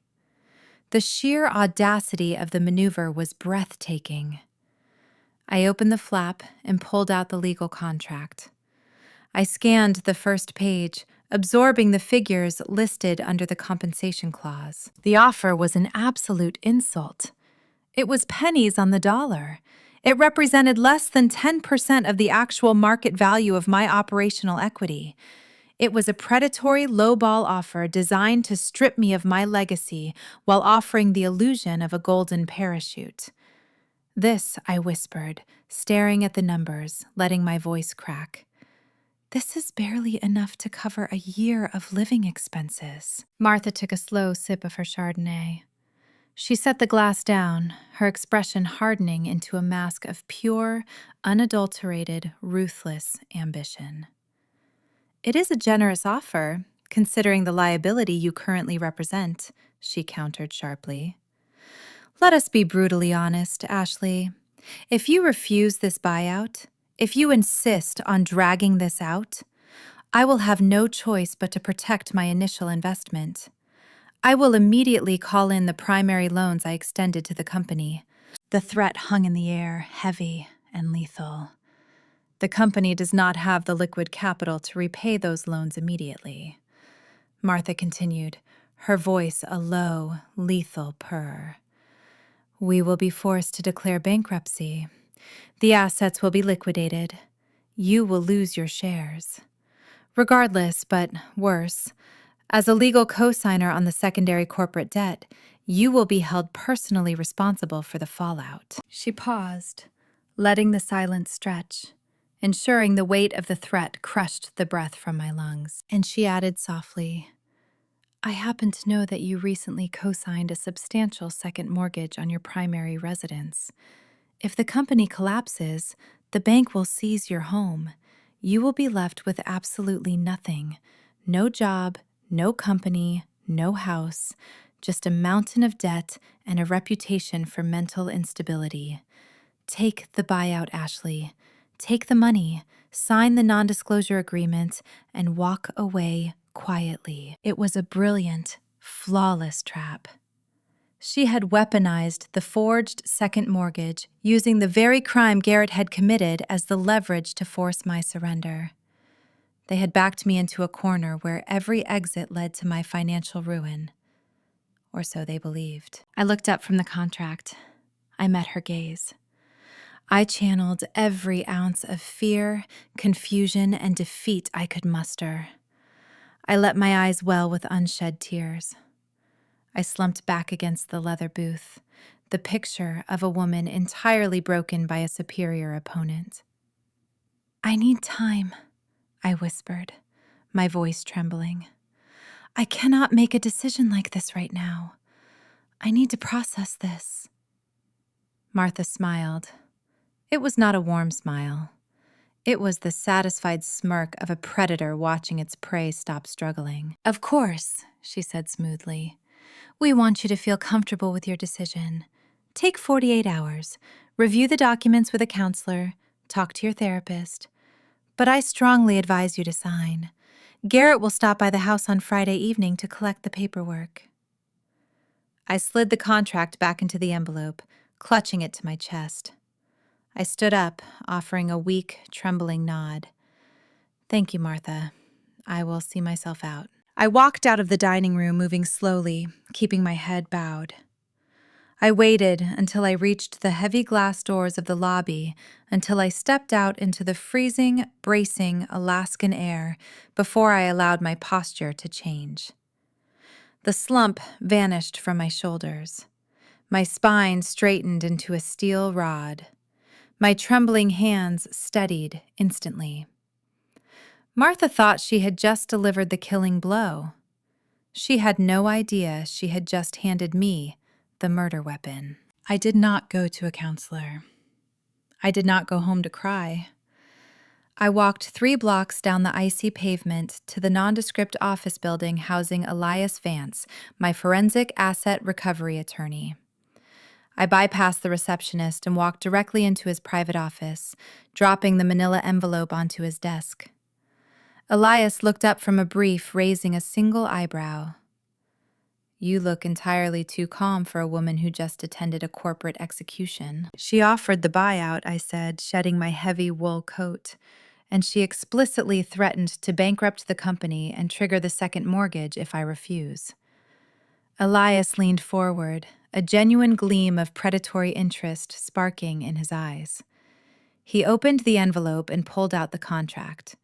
He began to read, his gaze scanning the dense legal jargon with practiced speed. When he reached the 3rd page, he stopped. He read the paragraph twice. A slow, terrifying smile spread across his face. "Oh, Martha," he murmured softly. "You arrogant, careless fool." "What is it?" I asked, stepping closer to the desk. Elias turned the document toward me, pointing the tip of his silver pen at a specific subsection, detailing the transfer of liability and corporate assets. In her rush to ensure she retained total control over the company finances, Elias explained, his voice vibrating with suppressed excitement. Martha structured this buyout to absorb all pending corporate liabilities. To make the transfer legally binding, she listed the specific financial institutions holding the company operating capital. I looked at the list of banks. Nestled between the legitimate local lenders was the routing information for the Delaware Limited Liability Corporation, the shadow account. She listed the shell company. I breathed the realization, sending a surge of electricity through my veins. Elias nodded, tapping the paper. She just claims legal ownership of the accounts receiving the siphoned state grant money. She put it in writing, signed the offer, and handed it directly to you. This document legally ties Martha Johnson directly to the financial fraud. She is no longer just an investor. She is a documented co-conspirator. The pieces were locking into place with devastating precision. I had the audio recording of the affair. I had the cloned server proving the diverted flights. I had the forged notary stamp on the second mortgage. And now, I had Martha's signature, tying her to the stolen state funds. But as I looked at the routing numbers on the buyout contract, a nagging discrepancy tugged at my logistical mind. The math still did not entirely align. The amount of fuel Garrett was burning on the Talkeetna routes, combined with the exorbitant fees passing through the shadow accounts, pointed to an operation far more complex than simply hiding a mistress at a luxury lodge. There was a massive expenditure missing from the ledger. An operation requiring heavy logistics, specialized equipment, and extreme secrecy. My mind flashed back to the bizarre $400 charge for aviation antifreeze I had flagged weeks ago. The puzzle was missing its center, and the only place left to find it was in the cargo hold of the plane Lauren was flying. The confrontation was moving out of the boardroom and onto the freezing, deadly tarmac. The paperwork rested in a neat stack on Elias Vance's desk, a devastating paper trail that legally bound my mother-in-law to corporate theft. I possessed her signature. I possessed the routed bank transfers. I held the forged notary stamp that secured the second mortgage on my home. By all conventional legal standards, I had won the war. I had gathered enough evidence to walk into a federal courthouse and watch the judge dismantle their lives. Yet as I drove away from the attorney office and navigated the icy streets of downtown Anchorage, my logistical mind refused to settle. A logistics manager is trained to balance equations. Every pound of cargo, every gallon of fuel, and every flight hour must align perfectly on the final dispatch sheet. If the numbers do not balance, the equation is hiding a variable. My equation was hiding a glaring, terrifying variable. I parked my truck in the driveway of my silent house and sat behind the steering wheel staring through the frosted windshield. I mentally reviewed the flight manifests Lauren had submitted over the past 3 weeks. She was logging standard sightseeing tours over the coastal fjords, yet the fuel receipts indicated her assigned Cessna was burning thrust at a maximum payload capacity. Sightseeing tourists carrying cameras and light day packs do not weigh enough to max out the suspension of a commercial bush plane. Furthermore, there was the bizarre charge in the shadow ledger for $400, labeled as aviation antifreeze. I had researched the chemical compound listed on the vendor invoice. It was not a de-icing agent used for aircraft wings. It was an industrial-grade preserving solvent. The pieces were scattered across the table, forming a picture I could not quite recognize. To finish the puzzle, I needed to step out from behind the safety of my computer screens and examine the physical board. I waited until 2 a.m. The city was asleep, buried under a fresh layer of packed snow. The temperature had plummeted into the negative digits, turning the air brittle and sharp. I dressed in dark, heavy layers, pulling a wool beanie down over my ears, and drove toward the private airfield where we housed our ecotourism fleet. The perimeter of the facility was secured by a chain-link fence, but I held the master override codes for the electronic gates. I slipped my truck into a shadowed parking space behind a line of dormant maintenance vehicles. I walked across the frozen tarmac, my boots making no sound against the ice. The main hangar loomed in the darkness like a cavernous steel cathedral. I bypassed the loud motorized bay doors and used my keycard on the side personnel entrance. The heavy door clicked open. I stepped inside. The air inside the hangar was stagnant, smelling of cold, grease, rubber tires, and aviation fuel. The vast space was unlit save for the pale, ambient glow of the security lamps filtering through the high frosted windows. Our fleet of aircraft sat in neat, organized rows, their wings casting long, distorted shadows across the concrete floor. I moved purposefully down the line, my eyes scanning the tail numbers until I found it. Lauren was assigned to a specialized Cessna Caravan, a rugged workhorse designed for deep wilderness landings. It was the aircraft she used for the unauthorized flights to Talkeetna. I pulled a small, low-lumen penlight from my pocket. I climbed the metal step and unlatched the pilot's side door, slipping into the cockpit. The interior was freezing. I swept the narrow beam of light over the instrument panel. Everything appeared normal. The flight logs were neatly tucked into the side pocket. The dual steering yokes were locked in place. I squeezed between the two front seats and moved into the main passenger cabin. The bench seating was intact, looking exactly as it should for a standard tourist flight. But the cargo bay, situated at the very rear of the fuselage, caught my attention. Our standard operating procedure required all cargo bays to be swept clean and left empty at the end of every shift. Lauren had deviated from protocol. A heavy dark green canvas tarp was draped over the floor of the rear compartment, secured tightly at the corners by bungee cords. I knelt on the metal floorboards. My pulse quickened, a steady drumbeat thudding in my ears. I unhooked the first bungee cord. The elastic snapped back with a sharp, terrifying twang that echoed through the hollow belly of the plane. I held my breath, waiting to see if the noise had triggered an alarm. Silence answered me. I grabbed the edge of the heavy canvas and pulled it back. The penlight illuminated the hidden compartment. I clamped a hand over my mouth to stifle the sharp gasp that clawed its way up my throat. The floor of the cargo bay was not clean metal. It was stained with broad, dark, rusty smears. I reached out a trembling hand, brushing my gloved fingertips against the surface. It was tacky and thick. It was dried blood. Nestled against the bulkhead, half concealed by another layer of canvas, lay 3 dull, heavy brass objects. I picked one up. It was a spent rifle casing, a massive, high-caliber shell designed to take down large, dangerous game from a significant distance. Beside the casings sat 4 translucent plastic jugs, each containing a pale, viscous liquid. The label matched the chemical compound from the shadow ledger. The preserving solvent. The pieces of the puzzle slammed together with a force that knocked the wind from my lungs. Aviation antifreeze was a coded accounting term. The solvent was used by hunters to treat and preserve raw animal hides in biological trophies during long transports out of the wilderness. The ecotourism company was a front. Martha was not just siphoning state grant money to fund her lavish lifestyle. She had weaponized our legitimate flight permits, utilizing our state-subsidized aircraft to run a highly lucrative, undocumented black market trophy hunting ring.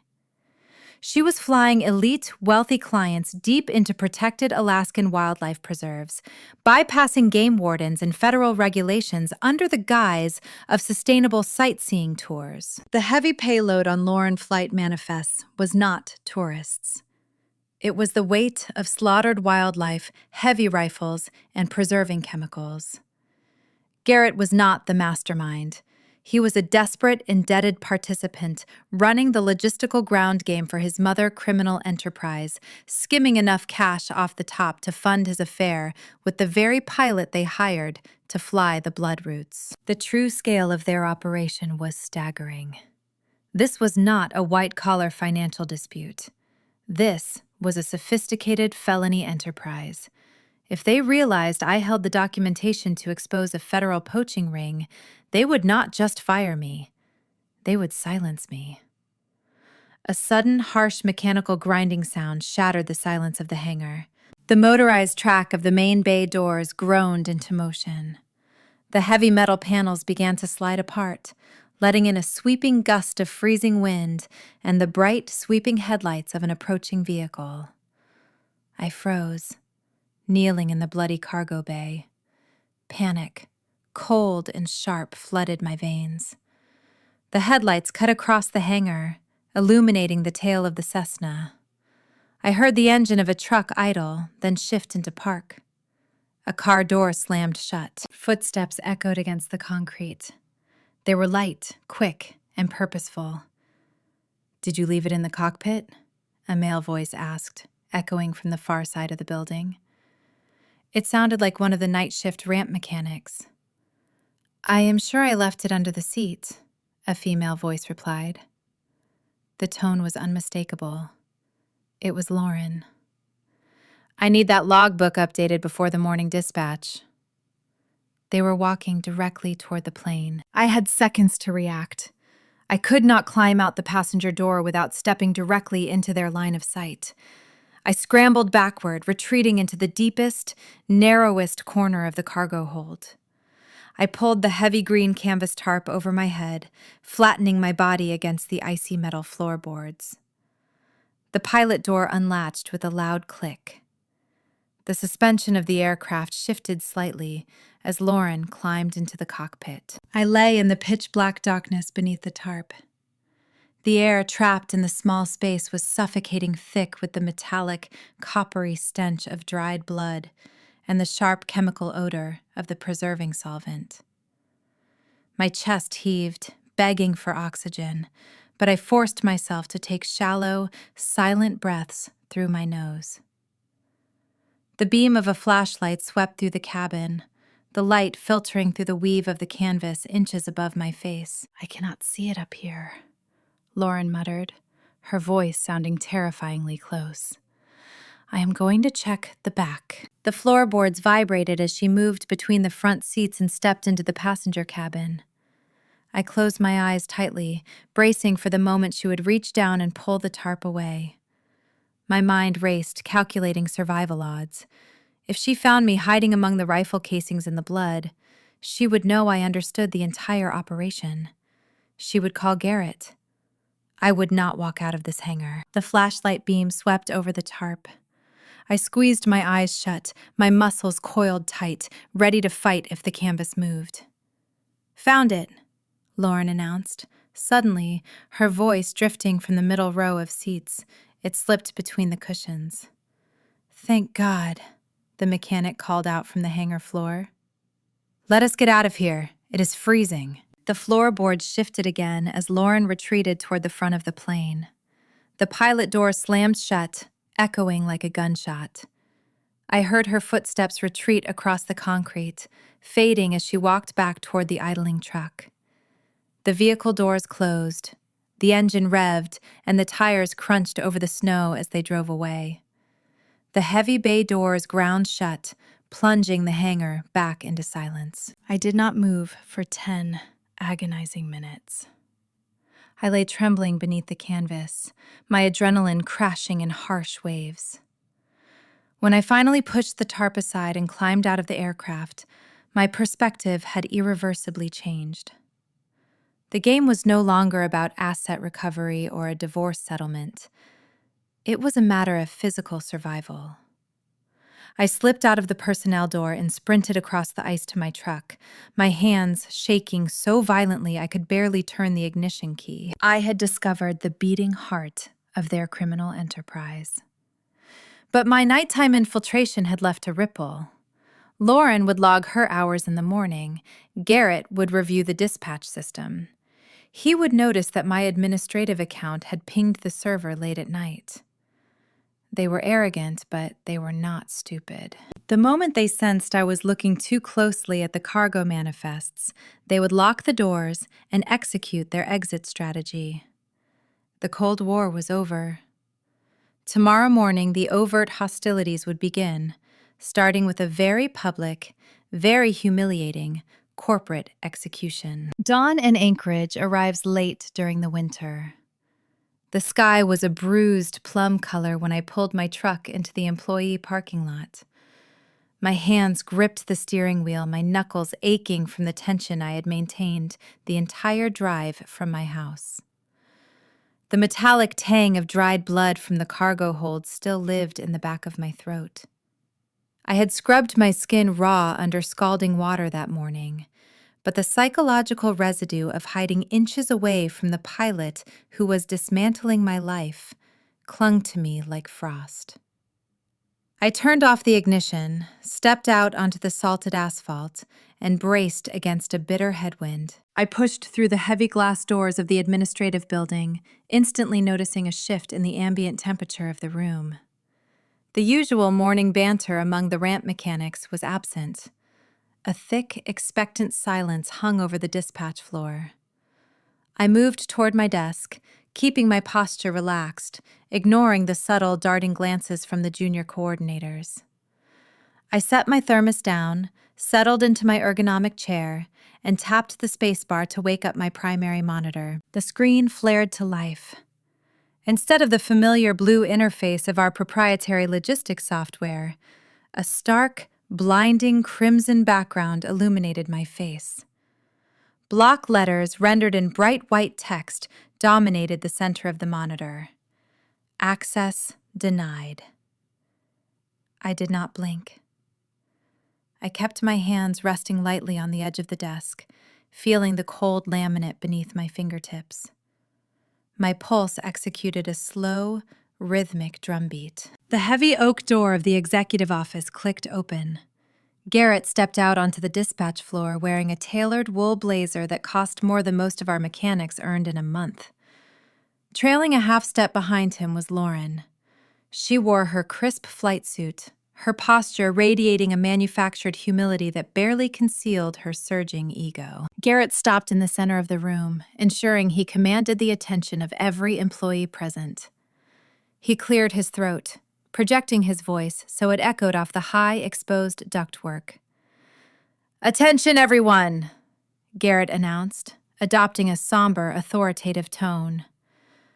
"I need to make a brief administrative announcement before we begin the morning routing."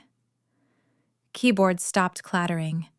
Telephone receivers were placed back on their cradles. All eyes shifted toward my husband. As many of you know, Garrett continued letting his gaze sweep across the room before landing heavily on me. We are implementing several critical security upgrades to our network infrastructure today. During this transition, we are also making a temporary adjustment to our management structure. Ashley will be taking a much-needed leave of absence to focus on her health and well-being. A collective, quiet murmur rippled through the staff. I kept my eyes fixed on Garrett, my expression a carefully crafted mask of exhaustion and quiet resignation.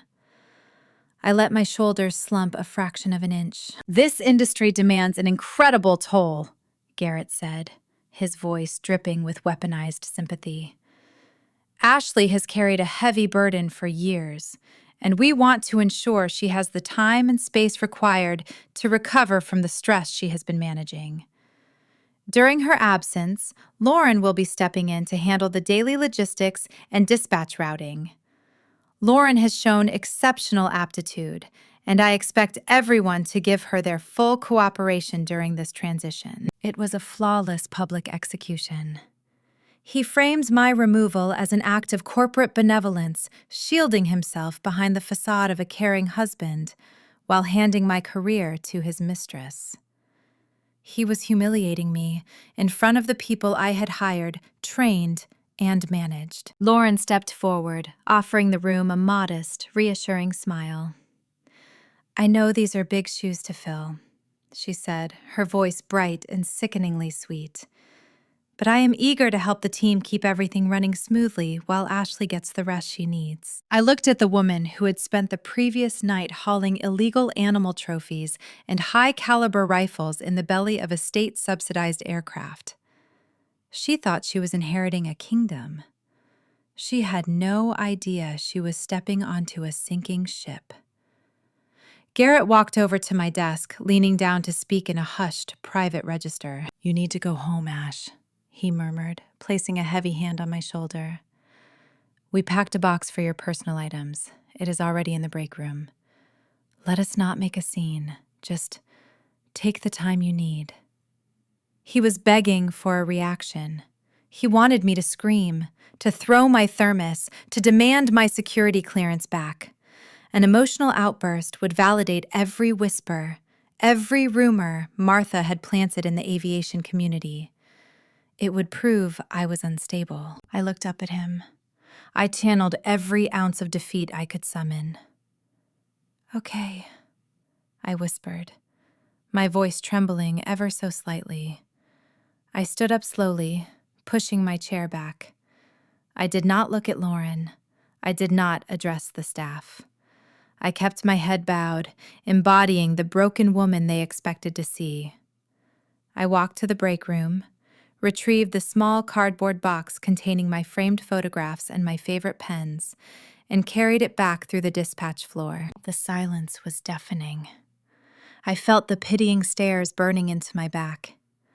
I walked out the front doors, the heavy glass sealing shut behind me, cutting off the warm air of the office. The freezing Alaskan wind whipped across the parking lot, biting at my exposed cheeks. I walked to my truck, set the cardboard box on the passenger seat, and climbed behind the steering wheel. I turned the key in the ignition. The engine roared to life, the heater blasting cold air against my frozen hands. Through the large frosted windows of the administrative building, I could see Garrett standing near my former desk. He was watching me. He crossed his arms over his chest, a subtle, victorious smirk playing on his lips. He believed he had won. He believed he had severed my connection to the company, blinding me to their operations and protecting his mother criminal enterprise. I shifted the truck into drive, my lips curling into a sharp, genuine smile. When Garrett and I first met, he was a bush pilot with effortless charm and terrible credit. He had a vision, but no architecture. I brought the operational structure that transformed a two-plane hobby into a lucrative enterprise. I built the dispatch system from the ground up. I wrote the code. I mapped the data pathways. Garrett thought stripping my credentials was a tactical victory. He did not realize that my access was never dependent on a local login. Weeks ago, when I first suspected the financial irregularities, I had embedded a ghost protocol deep within the root architecture of the master server. It was a mirrored cloud-based clone. Every time the local server pinged the routing registry, my script duplicated the data packet, encrypted it, and bounced it to an off-site drive only I controlled.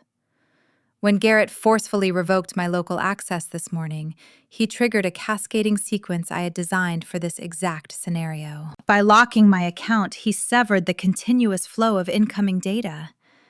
In doing so, he acted as a digital tourniquet. He froze the mirrored server in a pristine, unalterable state. He locked down the entire history of their fraudulent enterprise.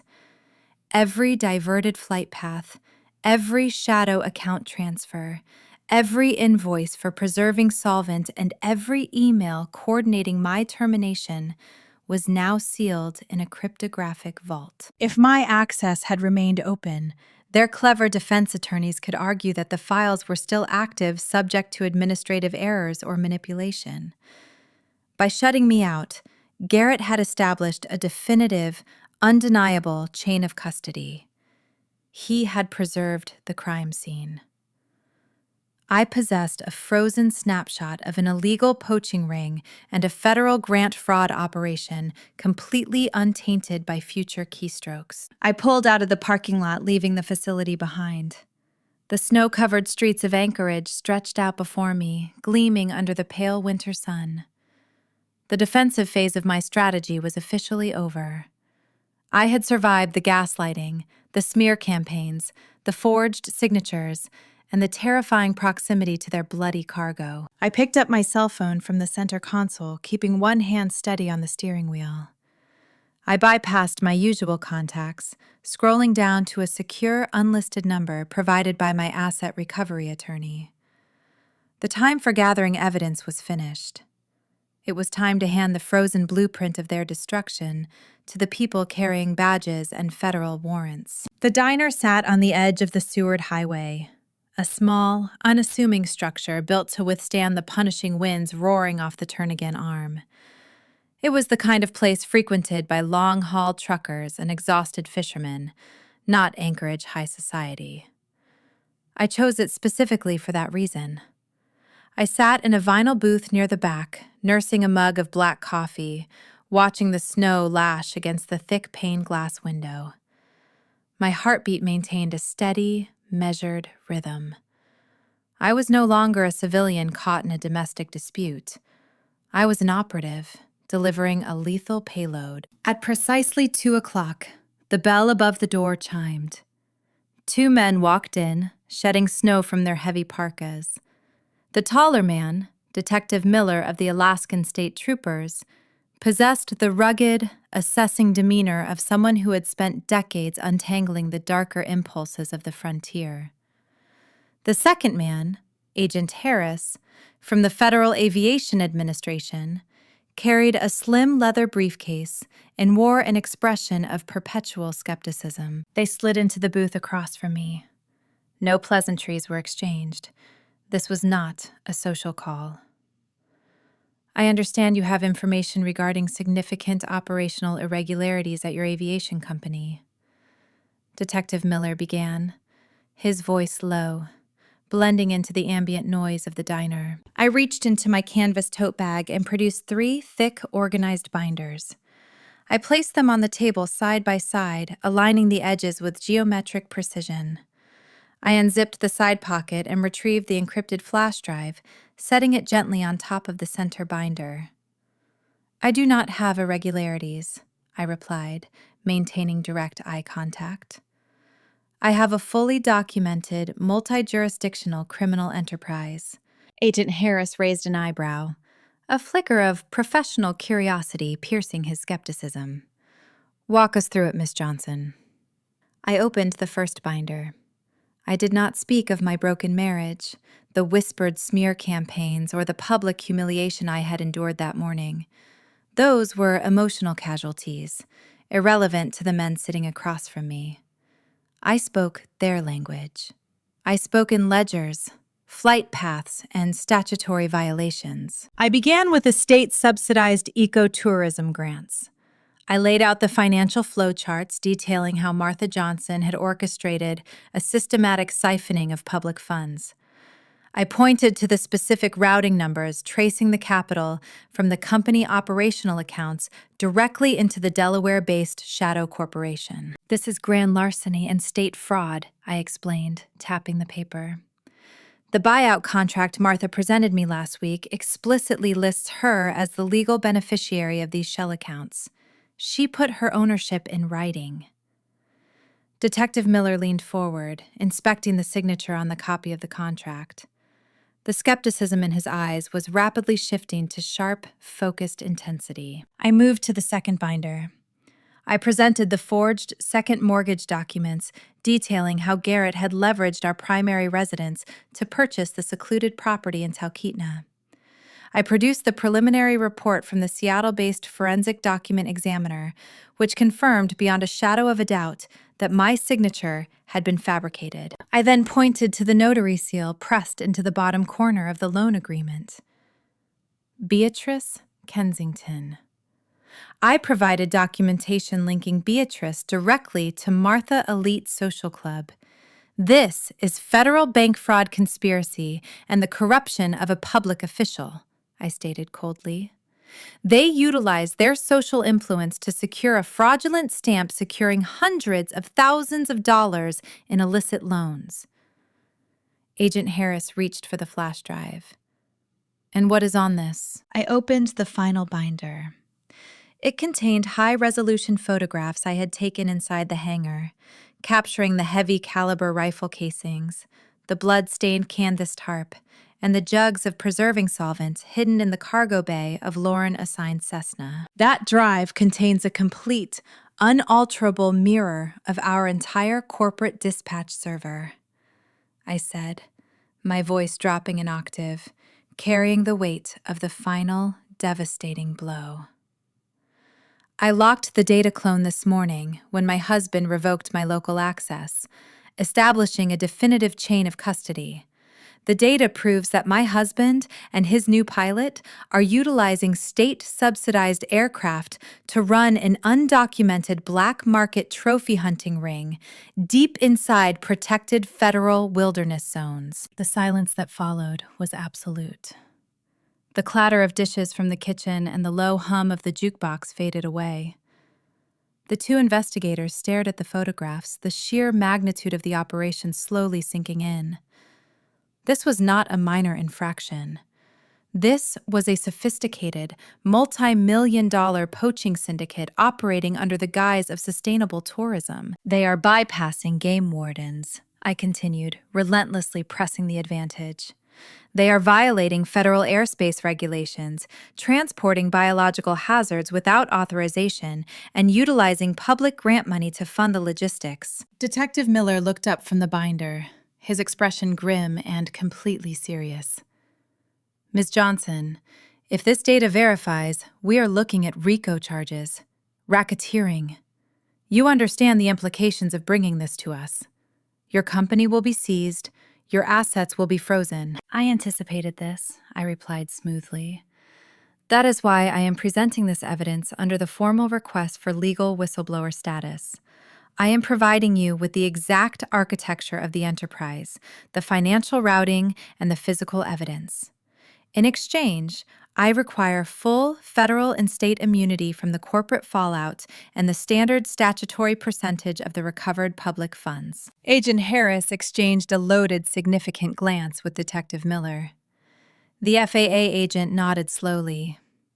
The evidence you have compiled is meticulous. If the digital server matches the paper trail, you will have your immunity.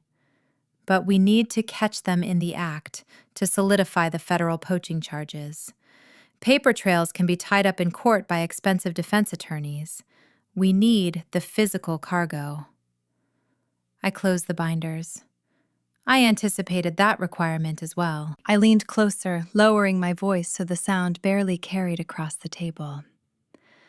Next Friday evening, Anchorage is hosting the annual Eco-Tourism Gala at the Hotel Captain Cook.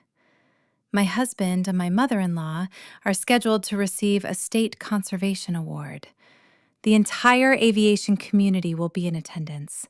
It is the perfect alibi. Detective Miller narrowed his eyes.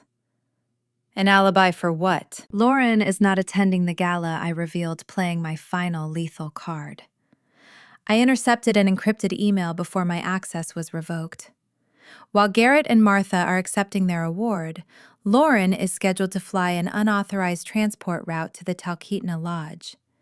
She will be returning with a heavy payload of illegal trophies for a high-net-worth client. Agent Harris sat back against the vinyl booth, a low whistle escaping his lips.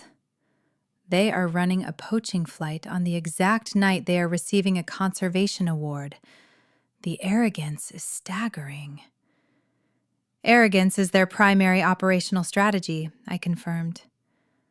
You can ground her plane when she lands, secure the bloody cargo, and walk the federal indictment straight into the ballroom. The investigators gathered the binders and the flash drive, slipping them into the leather briefcase. The dynamic in the diner had fundamentally shifted. I was no longer a victim seeking help. I was an intelligence asset, dictating the terms of engagement. We will initiate the emergency covert investigation immediately, Detective Miller said, sliding out of the booth. You need to act completely normal this week, Ms. Johnson. Do not change your routine. Do not let them suspect you have spoken to us. If they sense the net closing, they will destroy the aircraft and burn the financial records. I will be a ghost, I assured them. I remained in the booth for another 20 minutes after they left, watching the taillights of their unmarked vehicles disappear into the swirling snow. I ordered a second cup of coffee. The warmth seeped into my fingers, thawing the lingering chill from the hangar. I had armed the trap. The explosives were wired, the timers set, and the targets were blissfully unaware, marching directly toward the center of the kill zone. But staying invisible for the next week would require the performance of a lifetime. Garrett, emboldened by my apparent submission, decided to twist the knife one final time. He was not satisfied with merely taking my job and my company. He demanded my physical presence at the gala to maintain the illusion of his perfect, successful life for the cameras. He wanted me to stand beside him, smiling, while he accepted an award funded by my stolen legacy. He was about to discover exactly what happens when you force a ghost onto a public stage. The week leading up to the gala felt like walking a tightrope suspended over a jagged canyon. Garrett was riding a wave of unchecked adrenaline. He had successfully removed me from the administrative office, installed his mistress in my dispatch chair, and secured a prestigious state conservation award. His ego expanded to fill every room he entered, blinding him to the intricate snare I had woven around his ankles. On Tuesday evening, he found me sitting in the living room reading a paperback novel. He tossed a heavy, embossed cardstock envelope onto my lap. It was the formal invitation to the Anchorage Ecotourism Gala. He did not ask if I wanted to attend. He dictated my schedule, stating that the local press would be taking photographs for prominent business journals. The optics required a united front. The media needed to see a successful executive standing beside his supportive, recovering wife. He needed me to play the silent prop one last time. I looked up at him, letting my gaze drop submissively. I agreed in a soft, compliant whisper, telling him I would immediately schedule a dress fitting. His chest swelled with profound pride. He reached down and patted my shoulder, a patronizing, dismissive gesture that would have broken my spirit a month ago. Now, it merely fueled the roaring furnace burning inside my ribs. While Garrett spent his days rehearsing his acceptance speech and micromanaging Lauren at the hangar, I was orchestrating a symphony of legal and criminal destruction. I visited Elias Vance for our final strategic briefing. The attorney office felt electric, charged with the palpable anticipation of the impending strike. Elias laid out the finalized divorce petition, the civil fraud lawsuit, and the temporary restraining orders freezing all corporate and personal banking assets. We synchronized our watches. We needed the civil document stamped by the county clerk the very second the federal agents breached the ballroom doors. Timing was absolutely critical.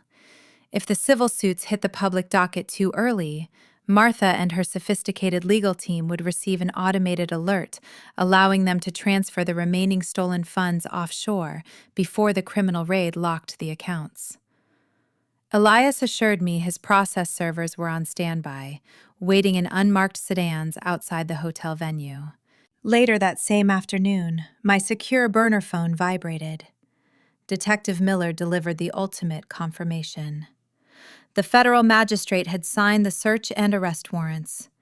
Agent Harris from the Aviation Administration had tapped the secure radar feed tracking Lauren and her assigned aircraft. They knew her exact unauthorized flight path. She was scheduled to depart the Talkeetna Lodge at 6 p.m, carrying a massive payload of undocumented animal hides and high-caliber weapons masked under a fraudulent tourist cargo manifest. The state troopers were assembling a heavily armed strike team at our private airfield, waiting in the freezing darkness for her wheels to touch the tarmac. Once she cut the engine, they would swarm the plane. The moment they confirmed the illegal, bloody cargo, Miller would radio the secondary tactical team waiting in the service elevators of the hotel. The trap possessed razor-sharp teeth, and the jaws were locked wide open. Friday evening finally arrived. The sky over Anchorage was a bruised, heavy charcoal threatening a fierce snowfall. I checked into the bridal suite at the hotel 4 hours before the event began, citing a need for professional hair and makeup preparation. The isolation of the luxurious suite provided a necessary sanctuary. I stood in front of the floor-to-ceiling mirror, examining the woman staring back at me. I zipped up my ice blue evening gown. The heavy silk fabric slid up my spine, cooling my skin, acting as a tailored suit of armor designed for a high society execution. Through the thick floorboards, the muffled hum of a 300-person ballroom vibrated against my bare feet. I could hear the faint melodic clink of crystal champagne flutes and the low, resonant thrum of a string quartet warming up their instruments. I opened my velvet evening clutch. Inside, nestled next to a silver tube of lipstick, was the small mobile device. It served a single purpose tonight. It was my direct communication line to Detective Miller. My thumb traced the smooth edge of the screen. I thought about the malicious rumors Martha had planted over the past month. The venomous whispers passed between wealthy socialites over expensive wine. They claimed I was fragile, unraveling a paranoid liability to my own legacy. Tonight, those same people were gathered downstairs, wearing designer tuxedos and diamond necklaces, preparing to loudly applaud a family of ruthless criminals. The dramatic irony was a potent, intoxicating substance. I was about to walk into a room filled with individuals who had deeply questioned my sanity, and I was going to watch them realize they had been actively backing a syndicate of thieves. The suite door chimed. Garrett entered, wearing a custom-tailored black tuxedo. He adjusted his silk bow tie in the hallway mirror, admiring his own reflection. He looked sharp, wealthy, and completely oblivious to the federal crosshairs painted directly on his chest. Martha followed closely behind him, draped in emerald green satin, her neck adorned with a heavy pearl choker. She looked at me with a critical, appraising stare. She nodded once, signaling a silent approval of my appearance. She believed she had successfully tamed a rebellious subordinate. She instructed me to keep my posture straight and my answers brief when the journalists approached with their cameras. She reminded me that tonight was solely about celebrating the pristine environmental record of their company. The sheer, staggering hypocrisy of her words almost made me laugh out loud. While she demanded I project an image of sustainable conservation, her hand-picked pilot was currently flying slaughtered wildlife across the freezing tundra. I picked up my clutch and followed them out of the suite. We walked down the carpeted corridor toward the grand staircase. My heart maintained a steady, rhythmic cadence. I was a logistics manager, executing the final, precise steps of a complex operational route. We descended the sweeping, curved staircase. The ballroom spread out before us, a sprawling sea of glittering chandeliers and cascading floral arrangements. Waiters in crisp white jackets circulated with silver trays of expensive hors d'oeuvres. The ambient chatter of the Anchorage elite washed over me. I recognized the faces of the women who had turned their backs on me in the grocery store aisles.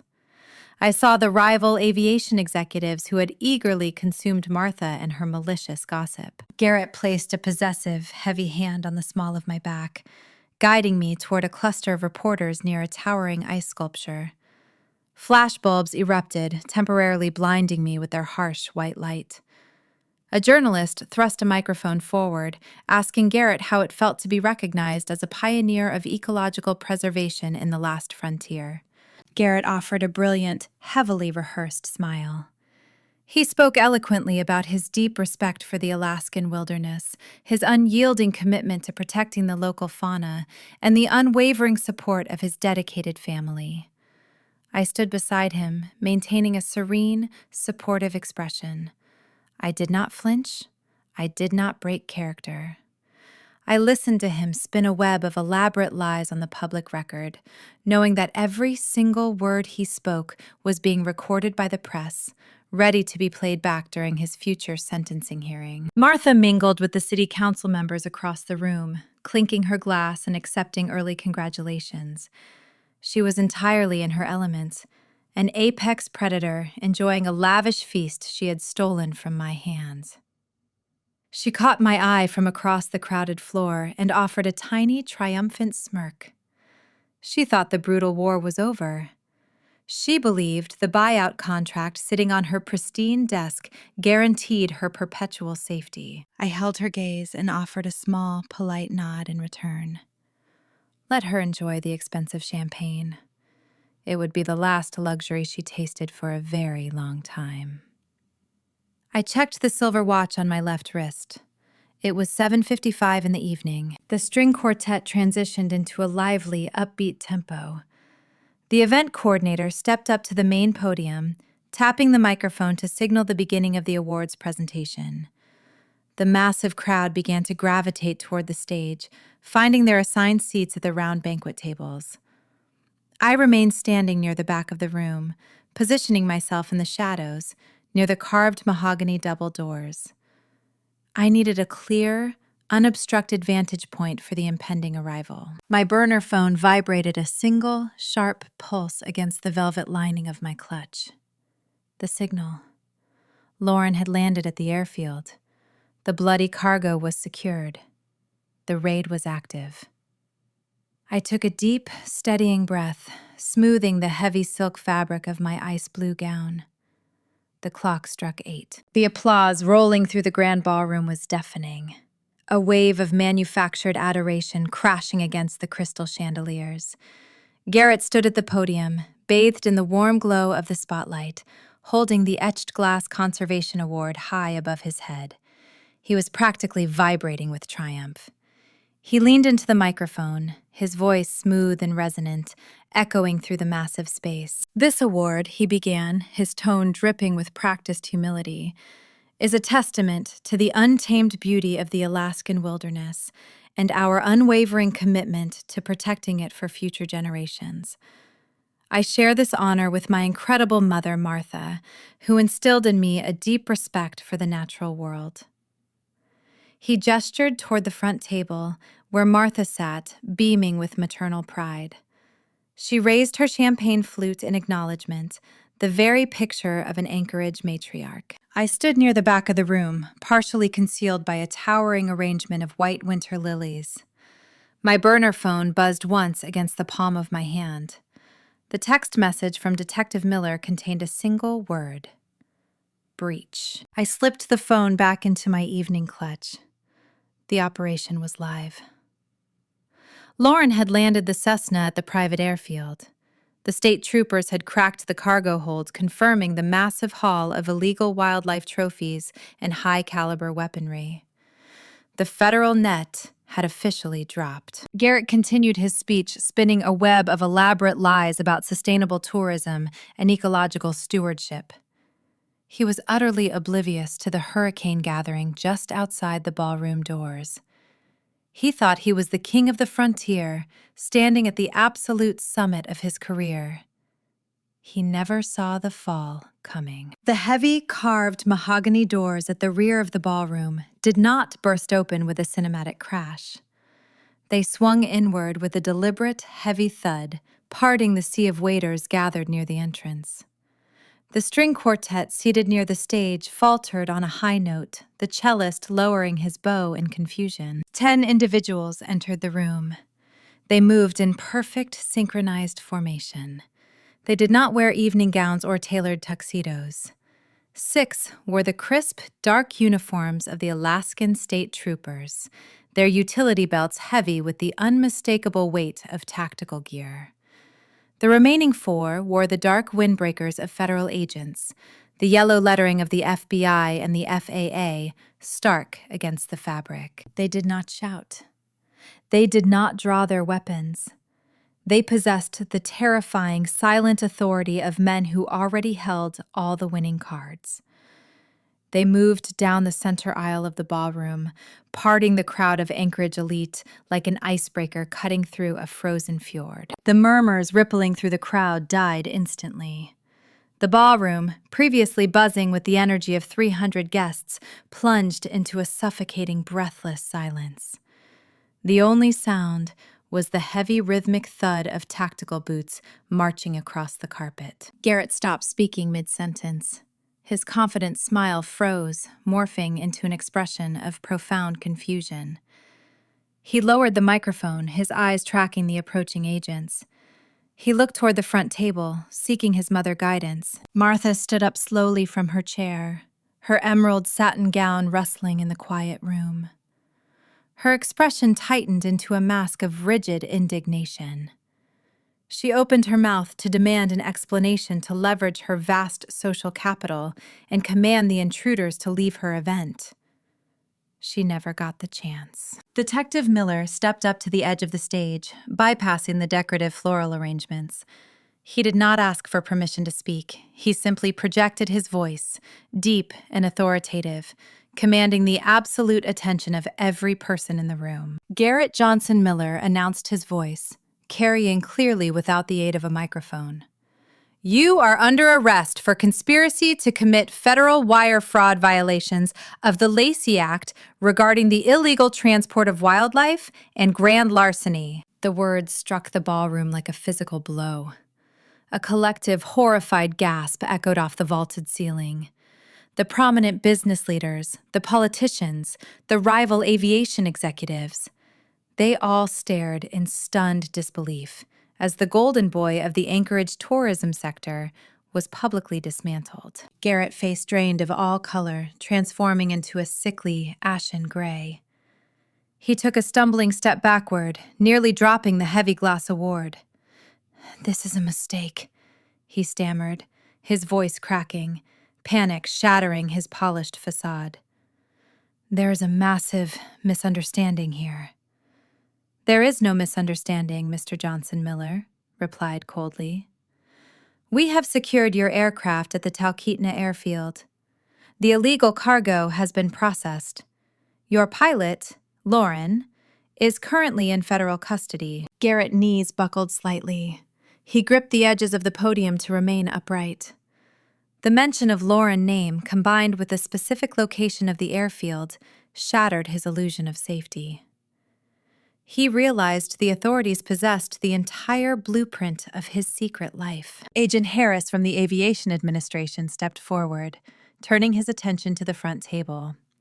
He focused his gaze directly on Martha, who was now gripping the back of her chair, her knuckles white with terror. "Martha Johnson," Agent Harris stated, pulling a thick stack of folded warrants from his jacket pocket.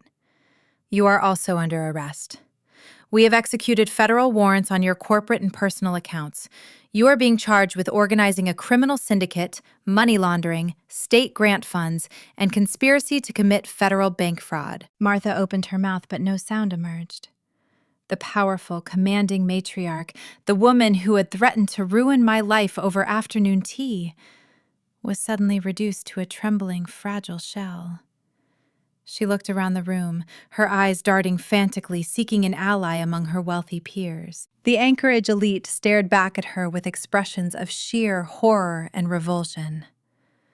The people she had spent months manipulating, the socialites she had fed malicious rumors about my mental health, were now watching her be exposed as the architect of a massive criminal enterprise. The social isolation she had meticulously planned for me had boomeranged, trapping her in a prison of public humiliation. 2 state troopers moved efficiently toward the stage, climbing the short set of stairs. They approached Garrett, instructing him to turn around and place his hands behind his back. The sharp, metallic click of the handcuffs echoing through the silent ballroom was the most satisfying sound I had ever heard. A second pair of troopers approached Martha at the front table. She did not resist. She extended her wrists, her posture crumbling the heavy pearl choker around her neck, suddenly looking more like a shackle than a status symbol. As Garrett was escorted down the stairs, looking entirely broken and utterly defeated, a man in a nondescript gray suit stepped out from the crowd. It was Elias Vance, process server. The server approached Garrett, who was now flanked by armed troopers. The server did not ask for permission. He simply slid a thick, heavy manila envelope into the breast pocket of Garrett's custom-tailored tuxedo. Garrett Johnson, the server, stated loudly, his voice carrying across the silent room. "You have been formally served with a petition for dissolution of marriage alongside a civil lawsuit for corporate fraud, asset conversion, and intentional infliction of emotional distress, filed on behalf of Ashley Johnson." Garrett's head snapped up, his eyes wide with sheer terror and dawning comprehension, frantically scanned the crowd. He searched the sea of faces, looking past the horrified executives and the stunned politicians, until his gaze finally found me. I stood near the back of the room, partially concealed by the shadows of the double doors. I did not hide. I stepped forward slightly, allowing the ambient light of the chandeliers to illuminate my ice-blue gown. I held his gaze. I did not sneer. I did not offer a triumphant smile. I simply raised my glass of sparkling water, offering a slow, deliberate nod of acknowledgement. The realization hit him with the devastating force of a freight train. In that singular moment, Garrett understood the absolute magnitude of his miscalculation. He realized that the fragile, unraveling wife he thought he had manipulated had actually orchestrated his complete and total destruction. He understood that the administrative lockout he thought was his victory had actually been the final lock on his own prison cell. He opened his mouth, perhaps to apologize, perhaps to beg, but the state troopers did not give him the opportunity. They gripped his arms and marched him firmly toward the exit. Martha was escorted right behind him, her head bowed in ultimate defeat, the emerald satin of her gown dragging across the carpet. The heavy mahogany doors swung shut behind them, sealing their fate. The ballroom erupted into sheer chaos. The silence shattered, replaced by a deafening roar of frantic whispers, shocked exclamations, and the chaotic flashing of press cameras. The Anchorage high society had just witnessed the most spectacular, devastating, corporate execution in the history of the last frontier. I did not stay to watch the fallout. The job was complete. The logistics were finalized. I turned around, pushed through the heavy glass doors of the hotel lobby, and stepped out into the freezing, bracing Alaskan night. The cold air hit my face, sharp and clean.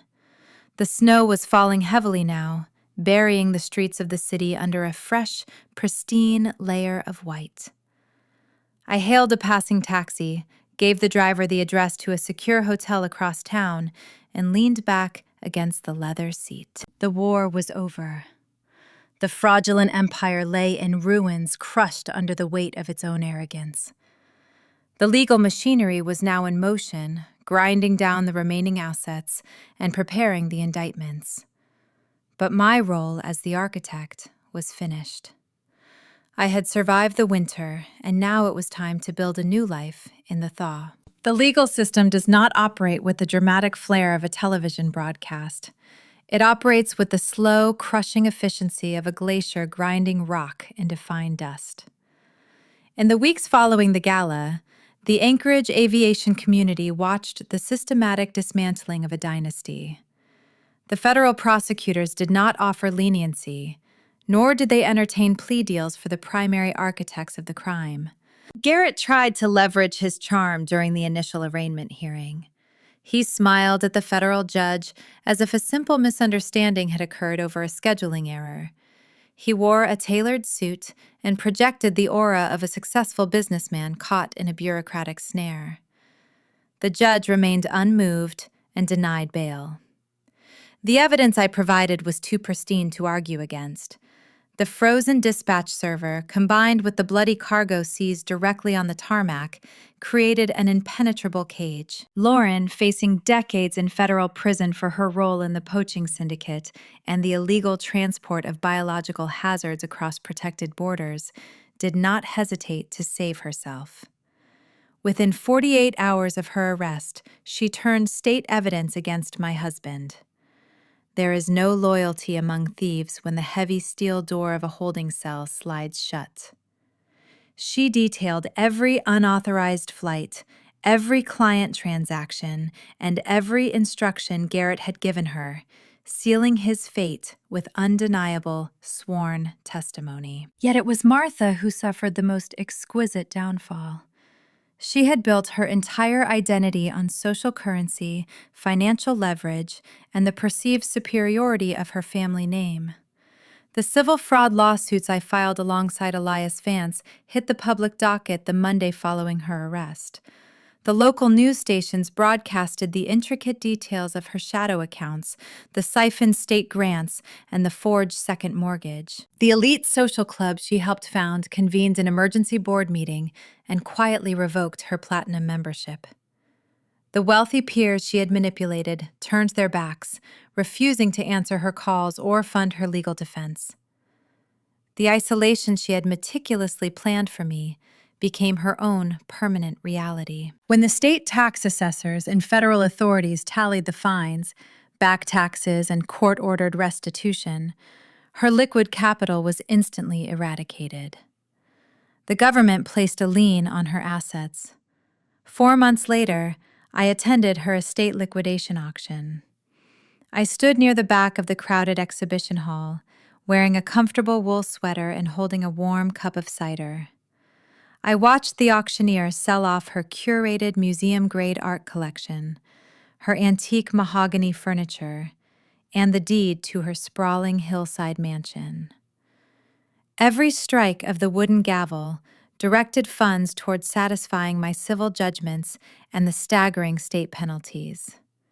She was left with nothing but the standard-issue uniform provided by the correctional facility. As for the aviation company, the state seized the entire fleet to auction the assets and recover the stolen grant money.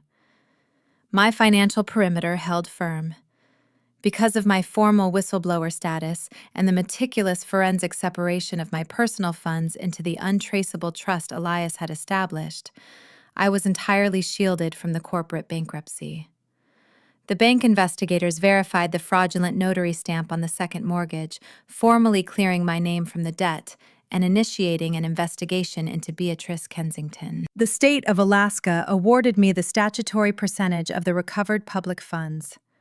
It was a staggering financial reward, a direct payout for executing a flawless operational audit on a corrupt enterprise. I did not stay in Anchorage. The city held too many echoes of a life built on a faulty foundation. Every street corner, every hangar, and every diner reminded me of a battle I had already won. I packed my belongings into the back of my truck, drove 3 hours north along the George Parks Highway, and purchased a remote wilderness lodge nestled deep in the shadow of Denali. The property sat on 60 acres of untouched boreal forest, accessible only by a winding dirt road and a private unpaved airstrip. It was exactly the kind of rugged, unpolished place Garrett and Martha would have despised. There were no country clubs, no elite galas, and no whispered social hierarchies. There was only the raw, honest truth of the frontier. The physical labor of restoring the lodge healed the lingering psychological fractures. I spent the brief summer months chopping firewood, sealing the timber siding against the impending weather, and watching the moose graze near the tree line at dawn. I learned how to fly a small single-engine Piper Cub, earning my own private pilot license. I no longer managed logistics for someone else. I charted my own flight paths. I flew above the glaciers and the deep fjords, feeling the rumble of the engine vibrating through the flight stick, experiencing a profound sense of autonomy I had never known. Which brings me to tonight. It is exactly 1 year since the ballroom doors swung open. I am sitting on the wraparound cedar porch of my lodge, wrapped in a heavy thermal blanket. The winter air is so cold it burns my lungs in the best possible way. A mug of dark roast coffee warms my hands, the steam rising and vanishing into the freezing night. Above me, the sky is putting on a spectacular display. The northern lights dance across the horizon, ribbons of vibrant green and violet shifting like smoke against a canvas of infinite stars. The silence of the forest is deep, unbroken by city traffic or ringing dispatch radios. Then, a low vibration breaks the stillness. My cell phone buzzes on the wooden side table next to my chair. I look down at the glowing screen. The caller identification does not display a familiar name. It displays an automated warning tag indicating an incoming collect call from a federal correctional facility. It is Garrett. Or perhaps it is Martha. It does not matter who is on the other end of the line. They are calling from a concrete box, stripped of their power, their wealth, and their arrogant illusions. They are seeking a lifeline, a willing audience, or perhaps just a target for their enduring bitterness. They want to reach across the miles and pull me back into their orbit. I do not pick up the device.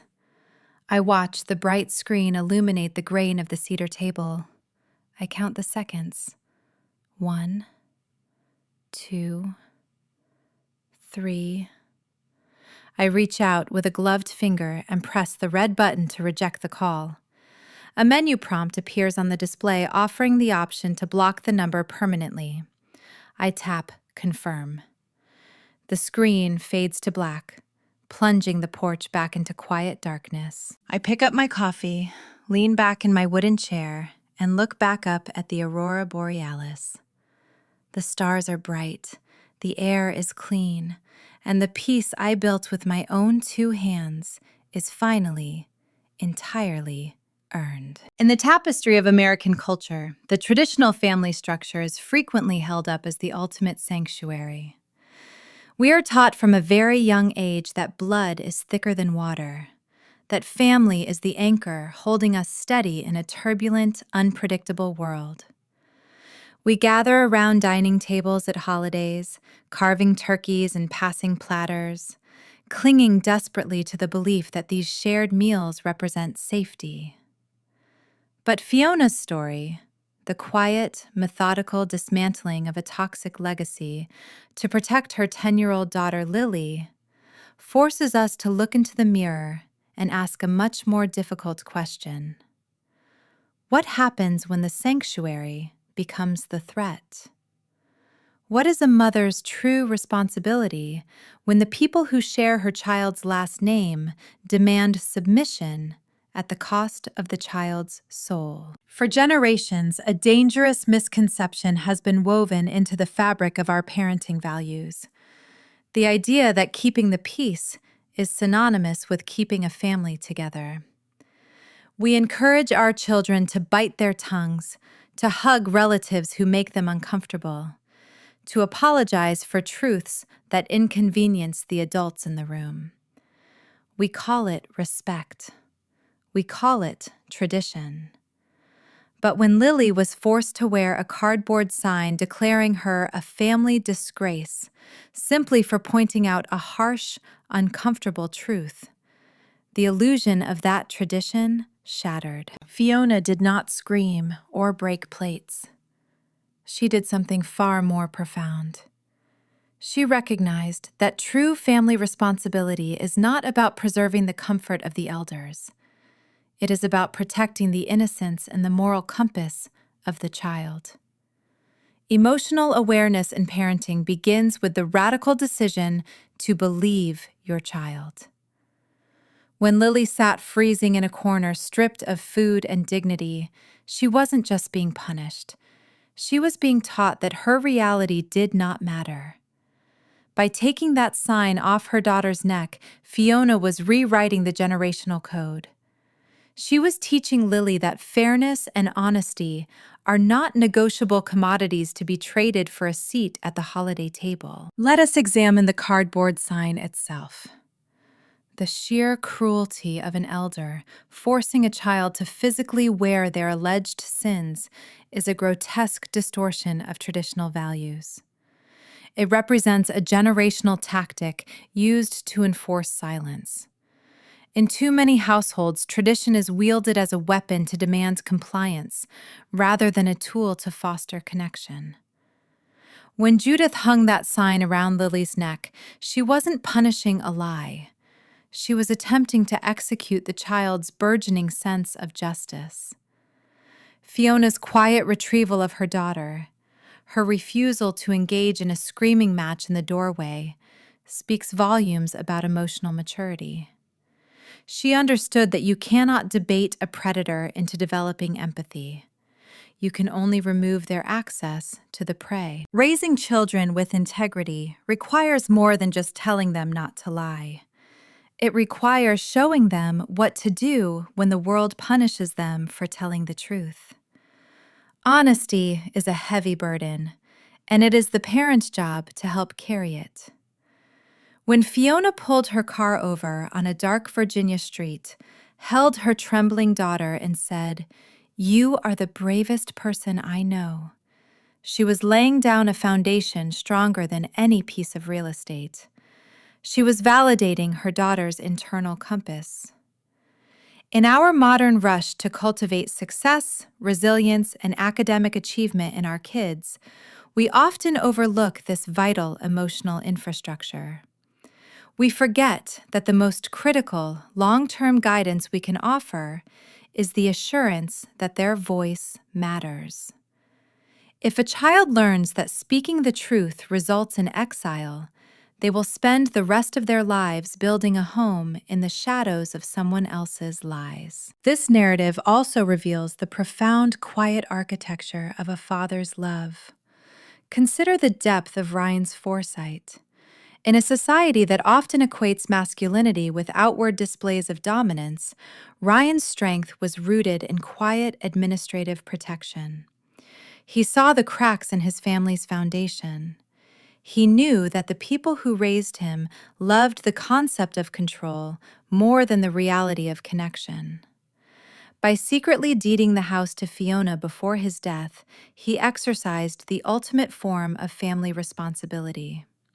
Instead of forcing his wife and daughter to navigate a minefield of familial greed after his passing, he drew a map that led them to safety. This redefines the concept of the traditional provider. Providing is not merely about financial sustenance. It is about emotional foresight. It is about acknowledging the ugly truths of human nature and erecting legal and emotional barriers to shield the vulnerable. Ryan's yellow legal pad note, "Don't let anyone tell you otherwise," is the ultimate thesis on long-term parental guidance. It is a voice echoing from the past, granting permission to live freely in the present.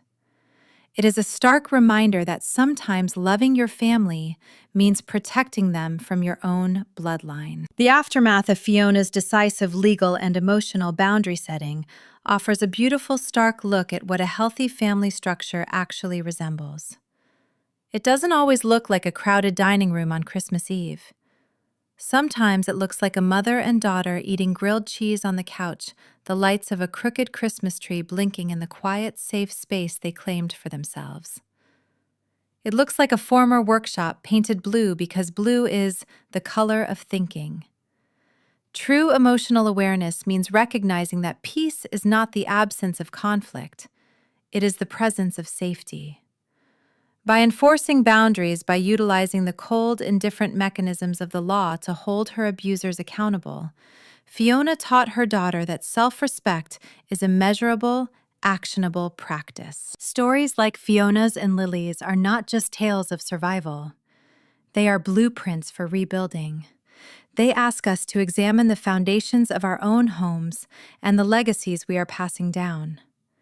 If you found a piece of your own journey reflected in these words, if you have ever had to dismantle a toxic tradition to protect something beautiful and innocent, you are not alone. Please subscribe to Emily Told Stories and like this video to join our growing community. We are dedicated to sharing narratives that illuminate the hidden corners of the human heart, and we want you here for the next chapter. Drop a comment below and tell us about a time you had to redefine what family meant in your own life. But as you reflect on this story, consider a truth that we rarely speak out loud in polite society. We are conditioned to believe that holding on to anger is a poison, and that letting go is the only path to peace. Society insists that the highest moral ground is paved with reconciliation, that an open door is the ultimate symbol of a healed heart. But perhaps that is a lie, designed to keep the comfortable in power. Perhaps the greatest act of love a parent can perform is not teaching a child how to gracefully forgive the people who broke them. Perhaps the truest, deepest form of parental devotion is teaching a child how to confidently, unapologetically lock the door. Sometimes true peace isn't found in understanding why the fire was set, but in simply refusing to let the arsonists back into the house. The ultimate victory is not teaching your children how to survive the coldness of others. It is teaching them that they have the absolute right to build a warm fire of their own, and they never, under any circumstances, have to invite the cold inside.